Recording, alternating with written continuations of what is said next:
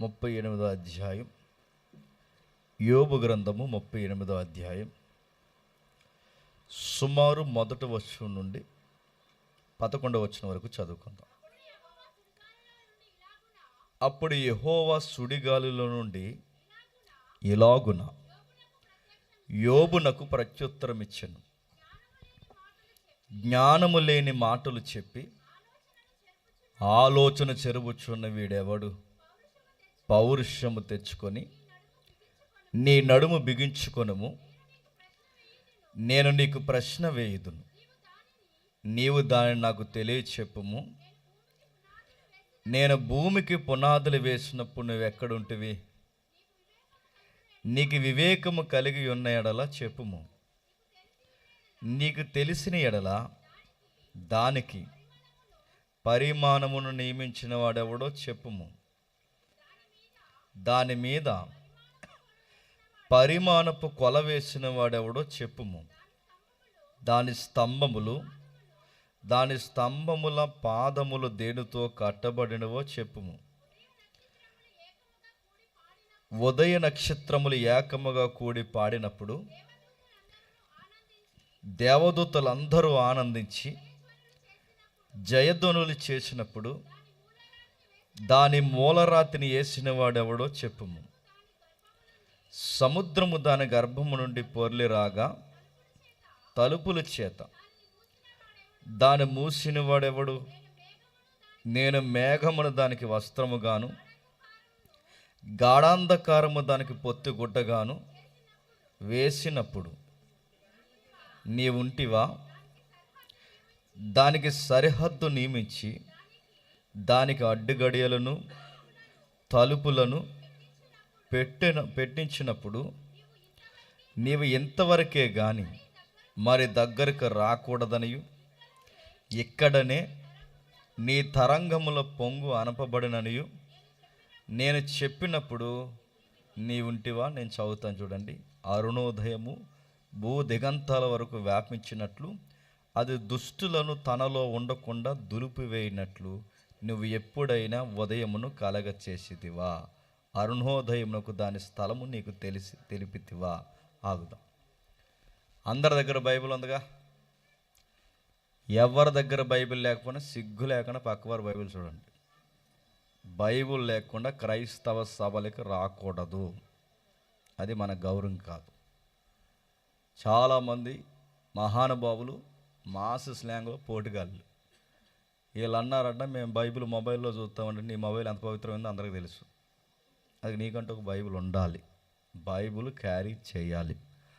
ఆ బైబిల్ మనకంటూ ఉన్నప్పుడే పులిపీటి మీద ఒక వ్యక్తి నిలబడి వాక్యం బోధిస్తున్నప్పుడు ఆ వాక్యం అలా ఉందో లేదో సరి చేసుకోవాల్సిన బాధ్యత ఒక సగటు విశ్వాసిగా నీ బాధ్యత. అది చెబుతున్న మాకు ఏదో ఒక సోది చెప్పి వెళ్ళిపోమని దేవుడు పులిపీట మాకు అప్పగించలేదు. కానీ చెబుతున్న మేము బోధకులుగా ఉన్నవారు, పెద్దలుగా ఉన్నవారు బోధిస్తున్నప్పుడు నాకు తోసిందల్లా మాట్లాడమని ఒక గంట దేవుడు నాకు ఇక్కడ సమయం ఇవ్వలేదు. కానీ నా ఒళ్ళు దగ్గర పెట్టుకొని నేను బోధించాలని నా చేతుల్లోకి బైబిల్ పెట్టాడు. నేను మాట్లాడుతున్నప్పుడు నా ఒళ్ళు దగ్గర పెట్టుకొని మాట్లాడాలని నాకు ఎలాగైతే బైబిల్ ఇచ్చాడో మీరు వింటున్నప్పుడు కూడా చెప్పండి. అది ముఖ్యాంశాలు మరోసారి చెప్పండి. ఒళ్ళు దగ్గర పెట్టుకొని వినాలి. అందుకే నీకు ఒక బైబిల్ ఉంది చెప్పండి, నాకు ఒక బైబిల్ ఉంది. Bible final authority. బైబిల్ లేకుండా ఇక్కడ ఎవరు ఉండకూడదు. మళ్ళీ చెప్తున్నాను. చెబుతున్నప్పుడు కాస్త ఏం చెప్తున్నాడు వినండి. అన్న కొంచెం సౌండ్ తగ్గిస్తాను, కొంచెం ఇది ఎక్కువైపోయింది. ఓకే, చదివిన వాక్యపట్నం జాగ్రత్తగా చదివితే చిన్నప్పటి నుంచి యోబు చరిత్ర మనకు తెలుసు. కానీ తెలియాల్సింది ఉంది. యోబేగా అనకండి, యోబు జీవితంలో చాలా అగాధాలు ఉన్నాయి. యోబు గ్రంథమేగా అనకండి, యోబు గ్రంథంలో మనం నేర్చుకోవాల్సిన వింతైన సంఘటనలు ఆయన జీవితంలో చొప్పింపబడ్డాయి. ఆ సంఘటనలు అలా జరగడానికి కారణం మనం జాగ్రత్తగా చదివితే అప్పటికి యోబు గారికి 7 కొడుకులు ఉన్నారు, 3 కూతుర్లు ఉన్నారు. కానీ బాధాకరమైన విషయం ఏంటంటే 7 కొడుకులు చచ్చిపోయారు, ముగ్గురు కూతుర్లు చనిపోయారు, దాసులు చనిపోయారు, దాసురాణులు చనిపోయారు, ఆస్తులు పోయాయి, అన్నీ పోయాయి. కానీ బాధ ఏంటి చెప్పనా? అలా బాధపడుతున్న ఆయనకి దాసులు చనిపోయి, కొడుకులు చనిపోయి, కూతుర్లు చనిపోయి, ఆస్తులు పోయి, చివరికి ఆరోగ్యం పోయి, భార్య పోయి, అందరూ పోయినా అలాంటి బాధల్లో ఆయన కూర్చుని ఏడుస్తున్నప్పుడు స్నేహితులు కూడా ఆయన ఎటకారం చేసి నిలబడినప్పుడు దేవుడు యోబుతో మాట్లాడడానికి వచ్చాడు. ఆ యోబుతో దేవుడు మాట్లాడడానికి వచ్చి మాట్లాడుతూ సుడిగాల్లో నుంచి దేవుడు ఎవరితో మాట్లాడుతున్నాడు? యోబుతో మాట్లాడుతున్నాడు. ఇప్పుడు జాగ్రత్తగా వినండి. సుడిగాల్లోంచి యోబుతో దేవుడు మాట్లాడే సమయానికి యోబు పరిస్థితి ఏమైనా బాగుందా? బాలేదు. తన జీవితం అంధకారం అయిపోయింది. పచ్చని వనం లాంటి తన జీవితం అరణ్యంగా మారిపోయింది. ఒక్కసారిగా తన జీవితం ప్రశ్నార్థకమైపోయింది. అలాంటి బాధల్లో ఉన్న యోబు దగ్గరికి దేవుడు వచ్చినప్పుడు ఏం మాట్లాడాలి? బాధపడకు యోబు, జరిగింది ఏదో జరిగింది, ఇక బాధనంతా పక్కన పెట్టి యోబు, నీకు విషయం చెప్తున్నాను యోబు, ఇదిగో ఇక బాధపడకు, లేచి నిలబడి ఇదిగో నీ కళ్ళు తుడుచుకో, మళ్ళీ నీకు వాగ్దానాలు ఇచ్చి నీకు మళ్ళీ ఆశీర్వాదకరమైన కార్యములు జరిగిస్తాను అంటే బాగుంది. అలా అనకుండా బాధలు ఉన్నోడి దగ్గరికి వచ్చి అన్నాడట, భూమి ఎప్పుడు పుట్టిందో చెప్పు అన్నాడట. మీకు అర్థమవలేదని అర్థమైంది నాకు. ఉదాహరణ చెప్తే అనండి. ఎవరో ఉన్నారు, వాళ్ళ ఇంట్లో లైన్గా వాళ్ళ ప్రియులు చనిపోయారు. చనిపోయినప్పుడు ఆ ఇంట్లో ఉన్న వాళ్ళు ఏడుస్తారా ఏడవరా? ఏడుస్తారు. అలా ఏడుస్తూ ఏడుస్తూ ఏడుస్తూ ఏడుస్తున్న వాడి దగ్గరికి వెళ్ళి ఏం చెప్తాం? రే, ఎప్పటికైనా ఎవరైనా చనిపోవలసిందేరా, ఏం బాధపడకరా, ఇంక జరిగింది ఏదో జరిగింది, మళ్ళీ నీ జీవితం మళ్ళీ లేవనెత్తరా, మళ్ళీ బతకరా, ఎందుకురా అలా కృంగిపోతా వాళ్ళని బట్టి అని ధైర్యం చెబుతాం వాడికి. ఇదిగో కన్నీళ్ళు తుడుచుకొని కచ్చిపిస్తాం, టిష్యూ ఇస్తాం, ఏదోటి ఇస్తాం. ఇది పద్ధతి. అలా బాధపడుతున్న వాడి దగ్గరికి వెళ్ళి ఏమి ఇవ్వకుండా భూమి ఎప్పుడు పుట్టిందో చెప్పు అంటాడు. ఏమంటాడు చెప్పండి? బాధపడుతున్న వాడి దగ్గరికి వెళ్ళి నక్షత్రాలు ఎప్పుడు పుట్టాయి, భూమి ఎప్పుడు పుట్టింది, చీకటి ఎప్పుడు పుట్టింది, అంధకారం ఎప్పుడు పుట్టింది, సముద్రం ఎప్పుడు పుట్టింది, దానికి ఎరటాలు అక్కడికి వచ్చి ఎందుకు ఆగిపోతుందని అడిగితే ఆడేమంటాడు? ఆడేలా మన ఎంక ఎర్రగా చూసేలోపు మరో ప్రశ్న, ఉదయం ఎప్పుడు పుట్టిందో చెప్పు అంటాడు. ఏమంటాడు చెప్పండి? ఇంకో ప్రశ్న అడిగంటే నేను చంపి జైలుకి పోతాను అంటాడు. అంటాడండా? బాధల్లో ఉన్నవాడికి ఏం చెప్పాలి? కాస్త ఓదార్పు ఇవ్వాలి. బాధల్లో ఉన్నవాడికి ఏం చెప్పాలి? ఏం కాదురా అని ఒక మాట చెప్పాలి. కానీ బాధల్లో ఉన్నవాడికి దేవుడట కాస్మాలజీ క్వశ్చన్లు అడుగుతున్నాడట. ఖగోళానికి సంబంధించిన ప్రశ్నలు అడుగుతున్నాడు, ఖగోళం ప్రశ్నలు అడుగుతున్నాడు. అంటే ఈ ప్రశ్నలు అడిగి యోబుని ఏం చేద్దాం, ఇంకా పిచ్చెక్కిద్దామనా? ఎందుకు అడుగుతున్నాడు? సందర్భమా? నీకు నాకు సందర్భం కాదేమో కానీ దేవుడికి సందర్భం.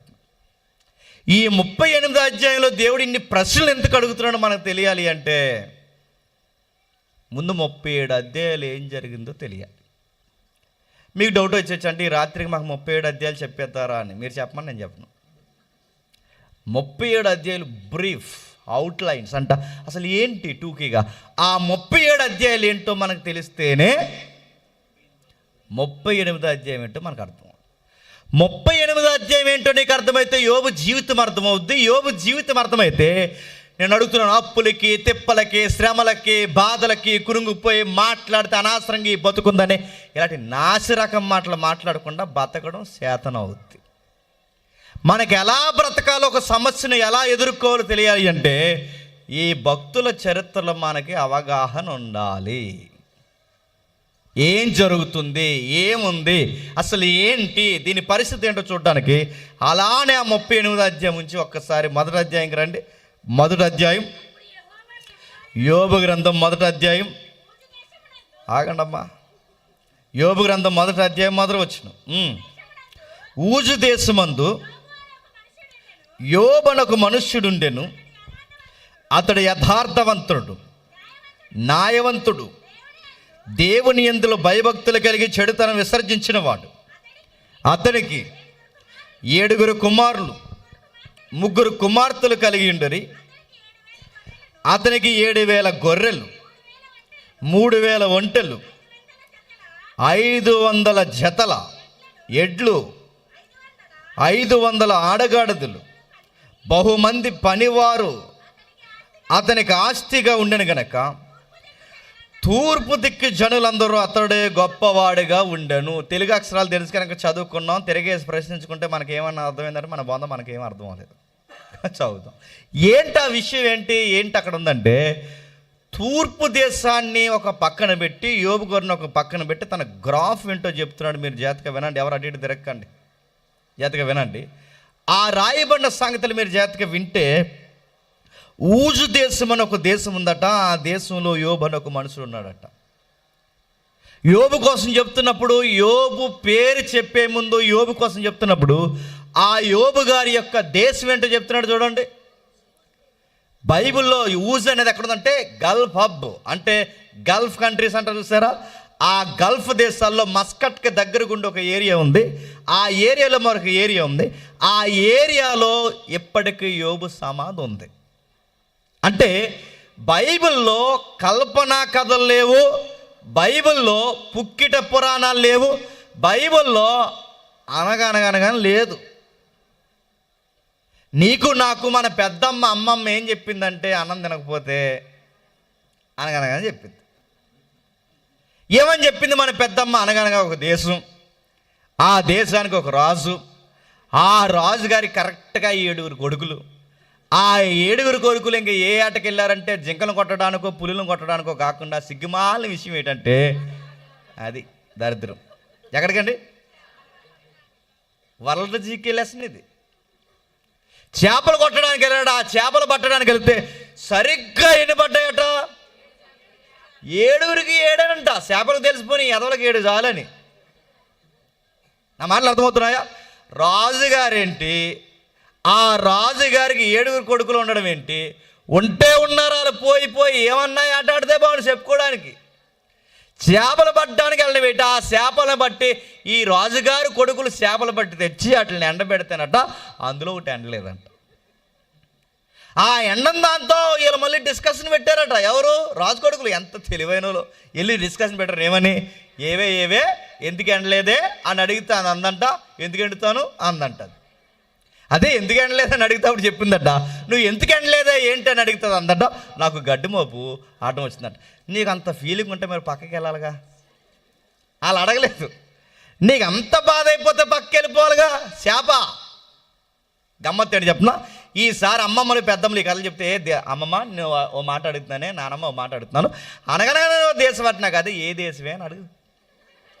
పాకిస్తానా, ఇండియానా, ఆఫ్ఘనిస్తానా, ఇరానా, ఇరాక్, ఆస్ట్రేలియా, అమెరికా అని అడగండి.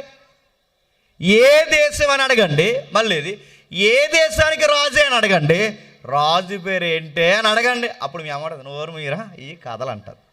ఇది మీకు అర్థమైతే, కథకి అడ్రస్లు ఉండవు, కథకి ఎవిడెన్స్ ఉండదు, కథకి దానికి రైట్ రెఫరెన్స్ అడ్రస్లు ఉండవు కథలు. కాబట్టి మిథాలజీకి కథలకి అడ్రస్లు ఉండవు, కానీ వాస్తవానికి ఎవిడెన్స్ ఉంటుంది.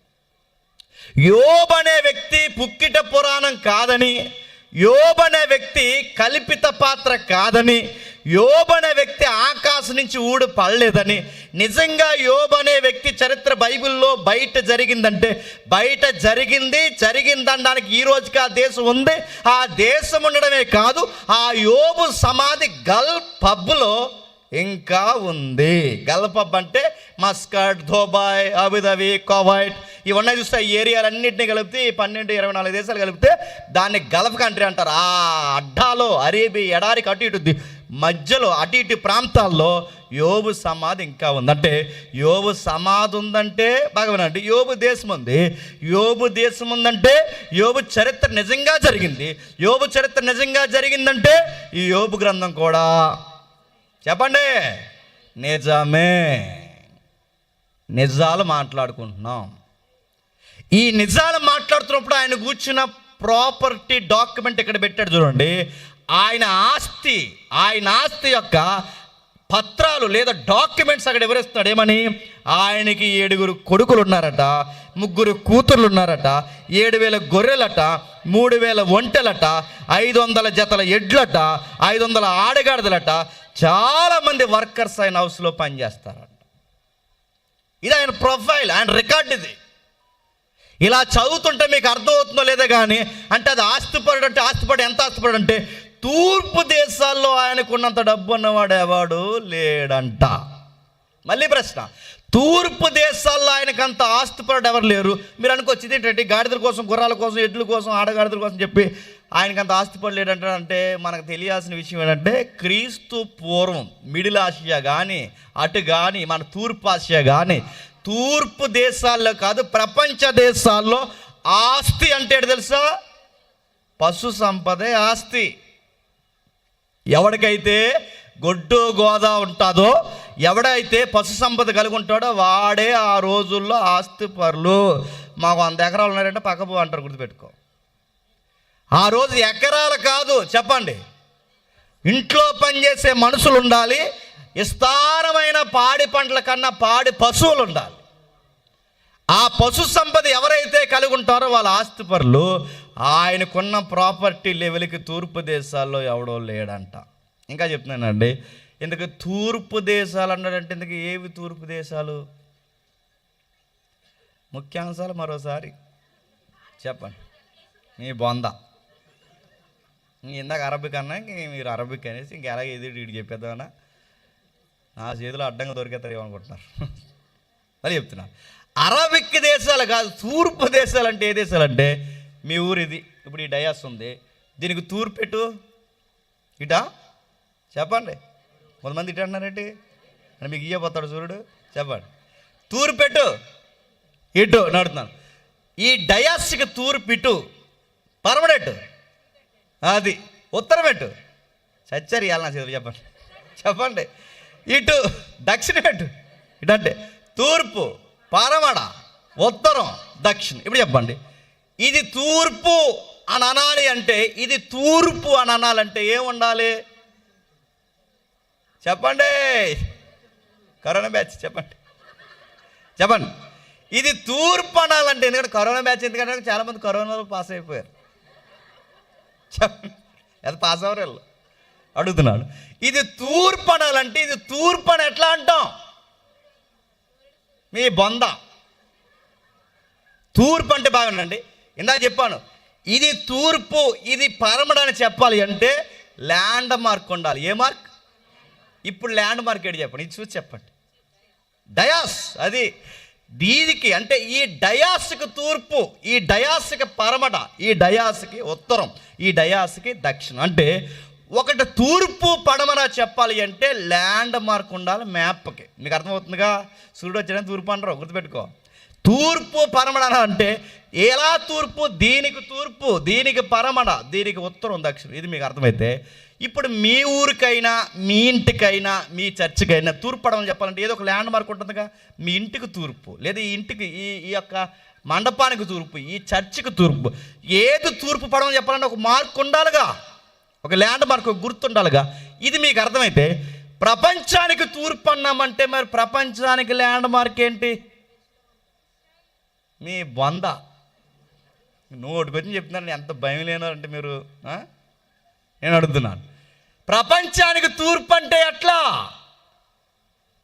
అందుకే బైబిల్ ఉండదు అందరి దగ్గర అన్న. బైబిల్ మీరు ఇంటికి తిరగండి, చివర్లు అలా తిరగేస్తే ఓ పెద్ద సముద్రం ఉంటుంది బైబిల్లో. చెప్పండి, మధ్యధరా సముద్రం. మన బైబిల్ ఎంత గొప్పదో చూడండి, ఎవిడెన్స్ ఉంటాయి. మధ్యధరా సముద్రం. ఏ సముద్రం? దీని పేరు మధ్యధరా సముద్రం ఎందుకయింది? ప్రపంచం మధ్యలో ఉంది కనుక. అది అంతే, ఇంకంతే, తెలిసిపోయింది మీకు.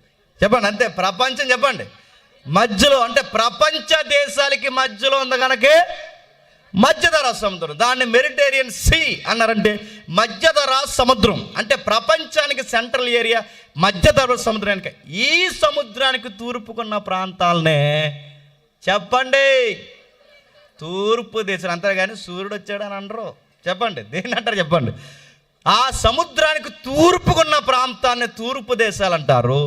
ఆ సముద్రానికి పరమడుకున్న ప్రాంతాలని పరమట, వెస్టర్న్ కంట్రీస్ అంటారు. అంటే ఈస్ట్ వెస్ట్. మీకు అర్థమవుతుందంటే ఇప్పుడు బాగానండి, ఎక్కడి నుంచి ఎక్కడికి తూర్పు అంటే ఆ మధ్యధరా సముద్రం దగ్గర నుంచి, అంటే ఆ మధ్యధరా సముద్రం దగ్గర నుంచి మీకు ఇలా దగ్గరలో ఏ సముద్రం ఉంది? మూసారా? కబడ్డీహారా? గవర్నమెంట్ మారాక? చెప్పండి మరి, చెప్పండి.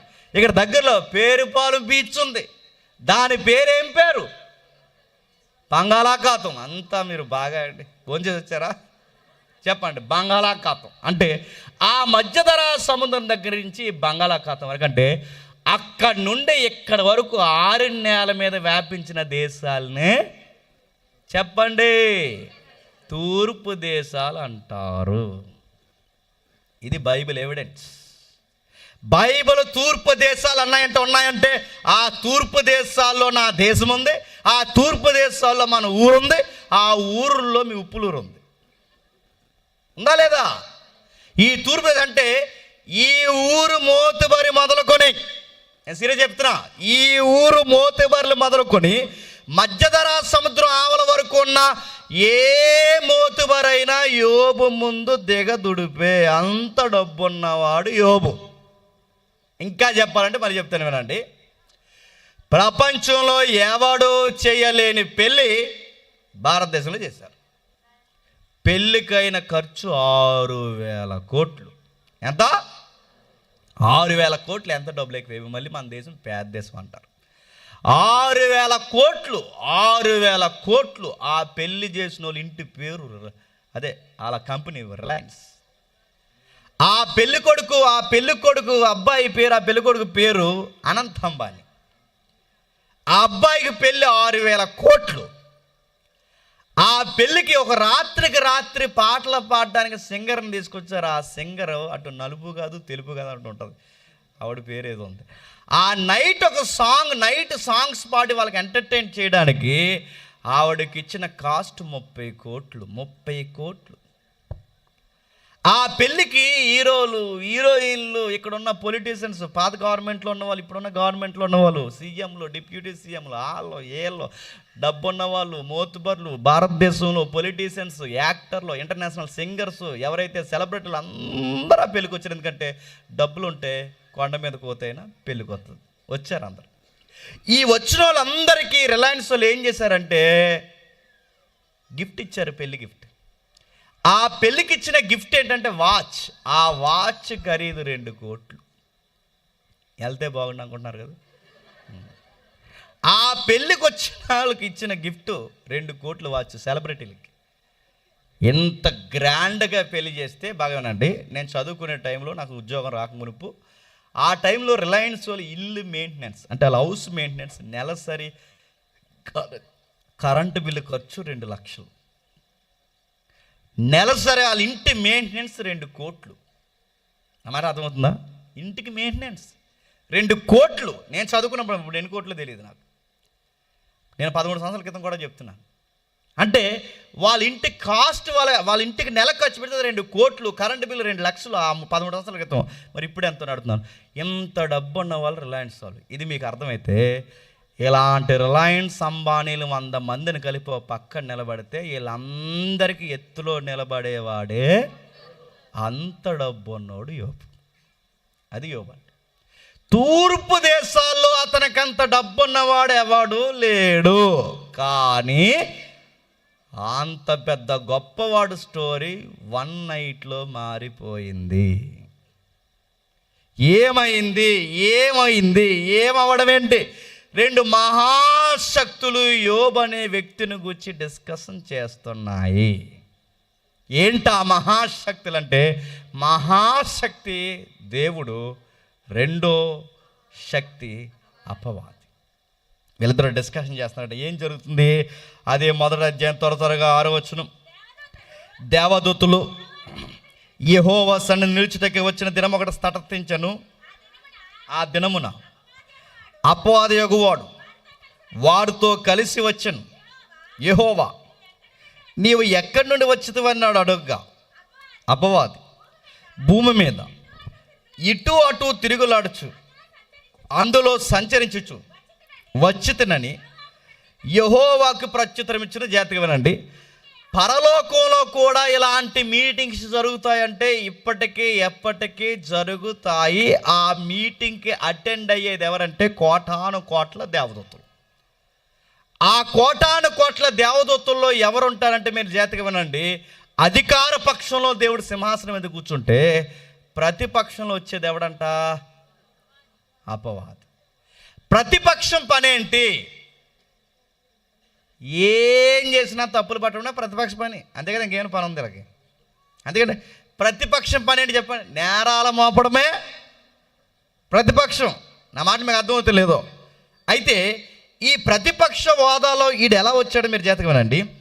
వచ్చిన వాడంటే ఈ రోజుకి జరుగుతాయి. మీకు గమ్మత్తైన సంగతి మీకు అవసరం ఉన్నా లేకపోయినా బైబిల్ని చదివే వారికి ఆసక్తి ఉన్న వారి కోసం ఒక పాయింట్ చెప్తాను, జాతకమేనండి. ఎవరైతే బైబిల్ చదివే ఆసక్తి ఉంటుందో వాళ్ళు ఒక విషయం గుర్తుపెట్టుకోవాలి. ఆ సంగతి ఏంటంటే, మనకి 2029లో ఏ గవర్నమెంట్ వస్తుందో ముందే ఎక్కడ నిర్ణయిస్తారు చెప్పండి? ఎక్కడ? పూతేనా? చెప్పండి, ఎక్కడ చెప్పండి? ఎక్కడ నిర్ణయం అంటే 2029లో ముఖ్యమంత్రి ఎవరు ఉండాలి, 2029లో ప్రధానమంత్రి ఎవరు ఉండాలి, ప్రపంచ దేశాల్లో అధికారులు ఎవరు ఉండాలో, ఇంకా ఓట్ల ఎలక్షన్ జరగక మునిపే డివైన్ కౌన్సిల్ అనేది జరుగుతుంది. డివైన్ కౌన్సిల్ అంటారు. ఇప్పుడు మనం చదివే పదం చూసారా, తేలిక చదివేసాం కానీ దాన్ని థియలాజికల్గా డివైన్ కౌన్సిల్ అంటారు. అంటే ఆ కౌన్సిల్లో నిర్ణయాలు జరుగుతాయి అన్నమాట. ఎవడేంటి, ప్రజల పరిస్థితులు ఏంటి, ఇప్పులూరులో ఏం జరుగుతుంది, రాజమండ్రిలో ఏం జరుగుతుంది, ఎప్పటికప్పుడు ఇన్ఫర్మేషన్ అక్కడ డిస్కషన్ జరుగుతుంది. అంటే దేవుని సన్నిధిలో ఎవరు రావాలో ఎవరు దిగాలో ముందే దేవుడు నిర్ణయించే ఒక సభ పేరే దేవుడు ఏర్పాటు చేసే డివైన్ కౌన్సిల్ అంటారు. నా మాటలు అర్థమవుతున్నాయి కానీ అర్థమైనా అర్థమైనట్టు చూడండి. కొంచెం చెప్పుంటే అన్నీ అర్థమవుతుంది. ఓకేనా? అయితే ఈ డివైన్ కౌన్సిల్లో డిస్కషన్ జరుగుద్ది. ఆ డిస్కషన్ జరుగుతున్నప్పుడు దానికి ఎవరు వచ్చారట? అపవాది వచ్చాడు అంటున్నాడు యెహోవా. నువ్వు ఎక్కడి నుండి వచ్చితువు అని వాడిని అడగగా అపవాది, భూమి మీద ఇటు అటు తిరుగులాడుచు అందులో సంచరించుచు వచ్చితునని చెప్పినప్పుడు చెప్పండి, భూమి మీద ఇటు అటు తిరిగేవాడు ఎవడు? గట్టి చెప్పండి. మరి రాత్రులు మన ఊర్లో అటు ఇటు తిరుగుతున్న ఈ బ్యాచ్ అంతా ఎవడ తాలీక? ముఖ్యాంశాలు మరోసారి చెప్పండి. వీడికి అమ్మ భయం కానీ నాన్న భయం కానీ చదువు సంజ నడుతాను. ఇలాంటి పెంట బ్యాచ్ ఎక్కువైపోయి ఈ మధ్య నడుతున్నాను. వీళ్ళకి బాధ్యత లేదు, బండి తోలడం తినం లేదు, నడుతున్నాడు. అటు ఇటు ఖాళీగా ఎవడ తిరుగుతారంటే దయ్యాలు బట్టినోడు తిరుగుతాడు. ఆడు దయ్యం బట్టి ఏంటి అండో, ఆడు పైకి బాగానే ఉంటాడు కానీ ఆడు రాత్రులు నిద్రవాడు, ఆడు దెయ్యం పడిసాడు. మీరు మా బంగారు బిడ్డ అనుకో, ఆడు దెయ్యం పట్టింది. ఆడికి నీకు తెలుస్తలేదు, ఆడు బాప్టిజం ఇయ్యాడికి. ఆడికి దయ్యం పట్టింది అడుగుతున్నాను. దయ్యం పట్టిందంటే పట్టింది. అటు ఇటు తిరిగేవాడు ఎవడంటే వాళ్ళే తిరుగుతారు. గుర్తుపెట్టుకోండి, ఇంగ్లీష్లో సామెత ఉంది, ఎంటీ మైండ్ డెవిల్స్ ఫ్యాక్టరీ. అంటే ఎవడైతే పని, చదువు, బాధ్యత, పెద్దల గౌరవం ఇంటికి అంది రావాలని ఎవడైతే అనుకోడో ఆ ఖాళీగా ఉన్నవాడు డెవిల్స్ ఫ్యాక్టరీ అంటే గుర్తుపెట్టారు, దయ్యాల కర్మాగారం వాడు. గుర్తుపెట్టుకోండి, నిజమే ఇది. ఈసారి ఊళ్ళో ఉన్న పెద్దలైనా, నేను సీరియస్ అడుగుతున్నాను, పోలీసుడిగా నాకు తెలుసు కానీ చెప్తున్నాను, ఊళ్ళో ఉన్న పెద్దలైనా, గెలిపించుకున్న పంచాయతీ నాయకులైనా, ఎవరైనా ఈదులో ఎవడైనా రాంగ్ స్పీడ్లో బండి తోలితే మీకు అడిగే రైట్ ఉంది. అడగండి, ఏట్రా అబ్బాయి నేను ఇష్టం వచ్చినట్టు తోలుతున్నా బండి, వయసు అయిపోయిన పెద్దోళ్ళు నడుస్తున్నారు ఈదులో, చిన్నపిల్లలు ఆడుకుంటున్నారు ఈదులో, నీ స్పీడ్కి ఎవరినైనా గుద్దితే ఏంట్రా పరిస్థితి అని మీరు అడగండి. ఊరి పెద్దలుగా మీరు అడగాలి, మీరు గెలిపించుకున్న నాయకులు అడగాలి. ఆ అడిగినప్పుడు ఆవిడ వంకర సమాధానం చెప్తాడు. ఏమని? నా బండి నా ఇష్టం. అంటే నీ బండిని ఇష్టమైతే మీ ఇంట్లో తోలుకో, గదిలో నీకు పని నడుతున్న గదిలో తోలుకో. నీకు ఎంత స్పీడ్ తోలమని గవర్నమెంట్ నీకు ఇచ్చిందా? నీ వంద నీకు లైసెన్సే లేదు. నీకు అడుగుతాను, నీ బావికి బుద్ధి లేదు, మీ అమ్మకు బుద్ధి లేదు. ఈ కుర్రగాడిని నిలదీసి అడిగితే వీళ్ళిద్దరు వచ్చేయమంటారు? చెప్పండి. మీరెవరు మా పిల్లలు నడ, మీరెవరైతే ఊరు పెద్దలం మరి చెప్పండి. అడుగుతాం ఊర్లో ఏ పెద్దమ్మనన్నా గుద్దితే, ఊర్లో ఏ పిల్లడని గుద్దితే ఆడ ప్రాణానికి మీరు పూసి గత్తిస్తారా? ప్రాణానికి ప్రాణం, రక్తానికి రక్తం, ఆ దెబ్బకి దెబ్బ మీరు ఇస్తారని అడగండి. ఇంకా వెళ్ళలేదనుకోండి, నేను చెప్తున్నాను, ర్యాష్ డ్రైవింగ్ చేసి ఎవరైనా గాలి బెచ్చంటే నేను పేర్లు రాసుకోండి, నేను చెప్తాను, పేర్లు రాసుకోండి. ర్యాష్గా డ్రైవింగ్ చేసి బాధ్యత లేకుండా, చదువు లేకుండా, ఎగ్జామ్స్ వచ్చినా చదవకుండా ఈ రీల్స్ గేమ్స్ అని తిరిగి ఎవరైనా ఉంటే, ఈ ర్యాష్గా ఊళ్ళో పని పడలేదు వాళ్ళ పేర్లు రాసుకోండి. లోకల్ పోలీస్ స్టేషన్ ఏదైతే ఉందో ఆ పంచాయతీ ప్రెసిడెంట్ గారితో గెలిచి ఈ ఎదవులు ఊరికి బరువు అయిపోయారని ఒక కంప్లైంట్ ఇవ్వండి. చక్కబెట్టేస్తారు. మళ్ళీ చెప్తున్నాను నేను, ఈసారి ఆడికి బైకులో నడుతున్నాడు, పెట్రోల్ కొట్టించుకోవడానికి డబ్బులు లేనోడికి వీడికి ఇంత పొగరు ఎక్కడది? ఎక్కడ పెడతాం? నేషనల్ హైవే మీద స్పీడ్కి ఒక అద్దు ఉంది నేషనల్ హైవేలో. అలాంటి నువ్వు హైవేలో తోలంటే ఇక్కడ తోలితే ఎలా కుదురుతుంది అని అడుగుతున్నాను. ఇంత ఖాళీగా 5లోకి వెళ్తాడు, 5లోకి వెళ్తాడు, ఎక్కడ దొరుకుతాడు అక్కడ, ఆ స్కూల్ దగ్గర వెళ్తాడు, కాలేజ్ దగ్గర వెళ్తాడు, ఎక్కడికి ఎక్కడ తిరుగుతాడు, అడుగుతాడు. ఇలా తిరుగుతున్నాడు, దయ్యం పడింది ఆడు కాళ్ళకి, ఆడు అలాగే తిరుగుతాడు. ఆడు దయ్యం ఎలా తిరుగుతాడు చెప్పండి? అటు చెప్పండి, ఇటు, అటు ఇటు దయ్యం తిరుగుతుంది. రెండోది ఏడు చెప్పనా? అటు ఇటు తిరిగేది దయ్యం. రెండోది ఏడు చెప్పండి? కుక్క. అలా పోద్ది, మళ్ళీ ఇలా వచ్చేది. ఎందుకు వెళ్ళేవే అని అడగండి, దానికి తెల్లది వెళ్ళింది. మళ్ళీ ఎందుకు వచ్చావే, దాని తెల్లది వస్తుంది. అన్న కుక్క తిరుగుతుంది, తర్వాత దయ్యం తిరుగుతుంది, దయ్యం తిరుగుతుంది, తర్వాత కుక్క తిరుగుతుంది, తర్వాత ఎవరు తిరుగుతున్నారు చెప్పండి? చెప్పండి ముఖ్యాంశాలు మరోసారి. చదువు సంజోలు తిరుగుతాను. నేను తమ్ముళ్ళు అంటే నాకు కోపం కాదు, కానీ మన క్రైస్తవ ప్రాంతాలంటే నాకు ఇష్టం కనుక మళ్ళీ చెప్తున్నాను. మన క్రైస్తవ ప్రాంతాలు, రాత్రి సిస్టర్ చెప్పింది ఇప్పుడైనా నేను, మన క్రైస్తవ ప్రాంతాలు భారతదేశానికి చదువులు నేర్పించాయి, భారతదేశానికి బ్యాంకింగ్ నేర్పించింది, భారతదేశానికి బట్టలు వేసుకోవడం నేర్పించింది, భారతదేశానికి మన క్రిస్టియానిటీ సొసైటీలో కల్చర్ ఏంటో నేర్పించింది. అలాంటి క్రైస్తవ ప్రాంతాలన్న మన ప్రాంతాల్లోనే మన జనరేషన్ పిల్లలు తాగుబోతులైతే ఇది తగునా అని అడుగుతున్నాను. తగునా? మన జాతిలో పుట్టిన వారు, మన బడుగు బలహీన వర్గాల్లో పుట్టిన వాళ్ళు దీపాల కింద కూర్చుని రాజ్యాంగం రాసే స్థాయికి వెళ్ళారు. మీకేం జబ్బు వచ్చిందని అడుగుతున్నాను నేను. మీరెందుకు చదువుతలేదు? లింగులింగమని 10th పాస్ అయిపోయి ఎందుకు ఆపేస్తున్నారు అని అడుగుతాను. మీ అయ్యకి బుద్ధి లేదని మళ్ళీ చెప్తున్నాను. మీ అయ్యకి బుద్ధి లేదు. మన బిడ్డలు ఏ స్థాయికి వెళ్ళాలి చెప్పినా? పార్లమెంట్లో కూర్చునే స్థాయికి వెళ్ళాలి. మళ్ళీ చెప్తున్నాను, రాష్ట్రాన్ని పరిపాలించే స్థాయికి వెళ్ళాలి. ఎంతకాలం ఈ ఊడుగం బతుకులు, ఎంతకాలం ఈ చెప్పుకునే బతుకులు? మీ తాత తాగి తెచ్చాడు, మీ అయ్య తాగి తెచ్చాడు, ఇప్పుడు మళ్ళీ నువ్వు తాగుతున్నావు. ఏమి ఎరగదిద్దామని నీకు 25 ఏళ్ళు దాక్కుండా తాగుతున్నాడు. నీకు రేపు పొద్దున ఏ పిల్లనిచ్చి పెళ్లి చేస్తే సంసారానికి పనికొస్తావని అడుగుతున్నాను నేను. ఏదైనా కిడ్నీ ఎగిరిపోతే ఆ పుట్టిన పిల్లలు ఏమైపోవాలి? నేను కట్టుకున్నది ఏమైపోవాలని అడుగుతాను. వీళ్ళందరూ ఎవర్రా ఈ పని లేకుండా తిరిగేదంటే? ఇలా దేవుని బిడ్డలు కాదు చెప్పండి, సాధారణ బిడ్డలు. మీకు పౌరు వచ్చి నా ఎదరు నా కారు అయిపోయేసిన ఐఎమ్ రెడీ. మీరు బాగుపడే వరకు నేను తిడతా ఉంటాను, గుర్తుపెట్టుకో. బాగుపడాలి, తమ్ముళ్ళు బాగుపడాలి, అన్నలు బాగుపడాలి. బైబిల్ ఏమని చెప్పినా? పని లేనివాడు సింపురగొడ్లు కూడా పనికిరాడని చెప్పింది. సోమరి రోగాలకి నిలయమైపోతాడని చెప్పింది. మా అయ్య సంపాదించాడు, మా అమ్మ సంపాదించిందంటే 100 ఎకరాల భూస్వామి కొడుకులు కూర్చుని తింటే, తెలుగులో సామెత ఏంటో తెలుసా? కూర్చుని తింటే కొండలైనా కరిగిపోతాయి. చదివే టైంలో చదవండి, పెళ్లి చేసుకునే టైంలో పెళ్లి చేసుకోండి. ఆ పెళ్లి చేసుకున్న తర్వాత మీ ఆవిడ్ని లవ్ చేయండి. అంతేగాని ఈ లవ్ చేసేది ముందు చదువుకు ముందు తెచ్చి అన్నాడట, వీడికి ఇంకా చదువు లేదు, సంధ్య లేదు, ఉద్యోగం లేదు, ఏమి లేదు. పెళ్లి తర్వాత లవ్ చేయవలసిన అమ్మాయిని పెళ్లికి ముందే అన్నాడట. ఇంటర్ ఎగ్జామ్స్ జరుగుతున్నాయి, స్టేట్ జరుగుతున్నాయి, సెంట్రల్ జరుగుతున్నాయి. ఇంటర్ ఎగ్జామ్స్లో ఏటరా అబ్బాయిని అడిగితే వీడికి ఎగ్జామ్స్ మీద లేదంట మనసు, ఆ 3-5లోకే పోతుందంట హృదయం అంతా. మరి 3-5లో ఏముంది వీడికి? మొన్నే ఫిబ్రవరి 14th అయింది కదా. యంగ్స్టర్స్ ఉన్నారు కానీ టచ్ చేస్తున్నాను ఇవన్నీ. ఫిబ్రవరి 14th అయింది. జోకెట్ చెప్పిన, ఫిబ్రవరి 14th పిల్ల వెనకాల పరిగెడతారట. ఐ లవ్ యూ అని ఇలా బొకే అదే ఇలా పువ్వు పట్టుకుని ఐ లవ్ యూ అని పరిగెడతారట. రివర్స్ ఏంటి చెప్పిన, నవంబర్ 14th పిల్ల వెనకాల పరిగెడుతుందట. అంటే ఫిబ్రవరి 14th నవంబర్ 14th ఏముంది? మీ బొంద 9 నెలలు. ఏంటని అడగండి, అర్థమైంది లేదో? ఫిబ్రవరి 14th పిల్ల వెనకాల ఈడు చెప్పండి. నవంబర్ 14th ఆగరా అన్నాడు, ఆగడాడు. 9వ నెల ఆగడం.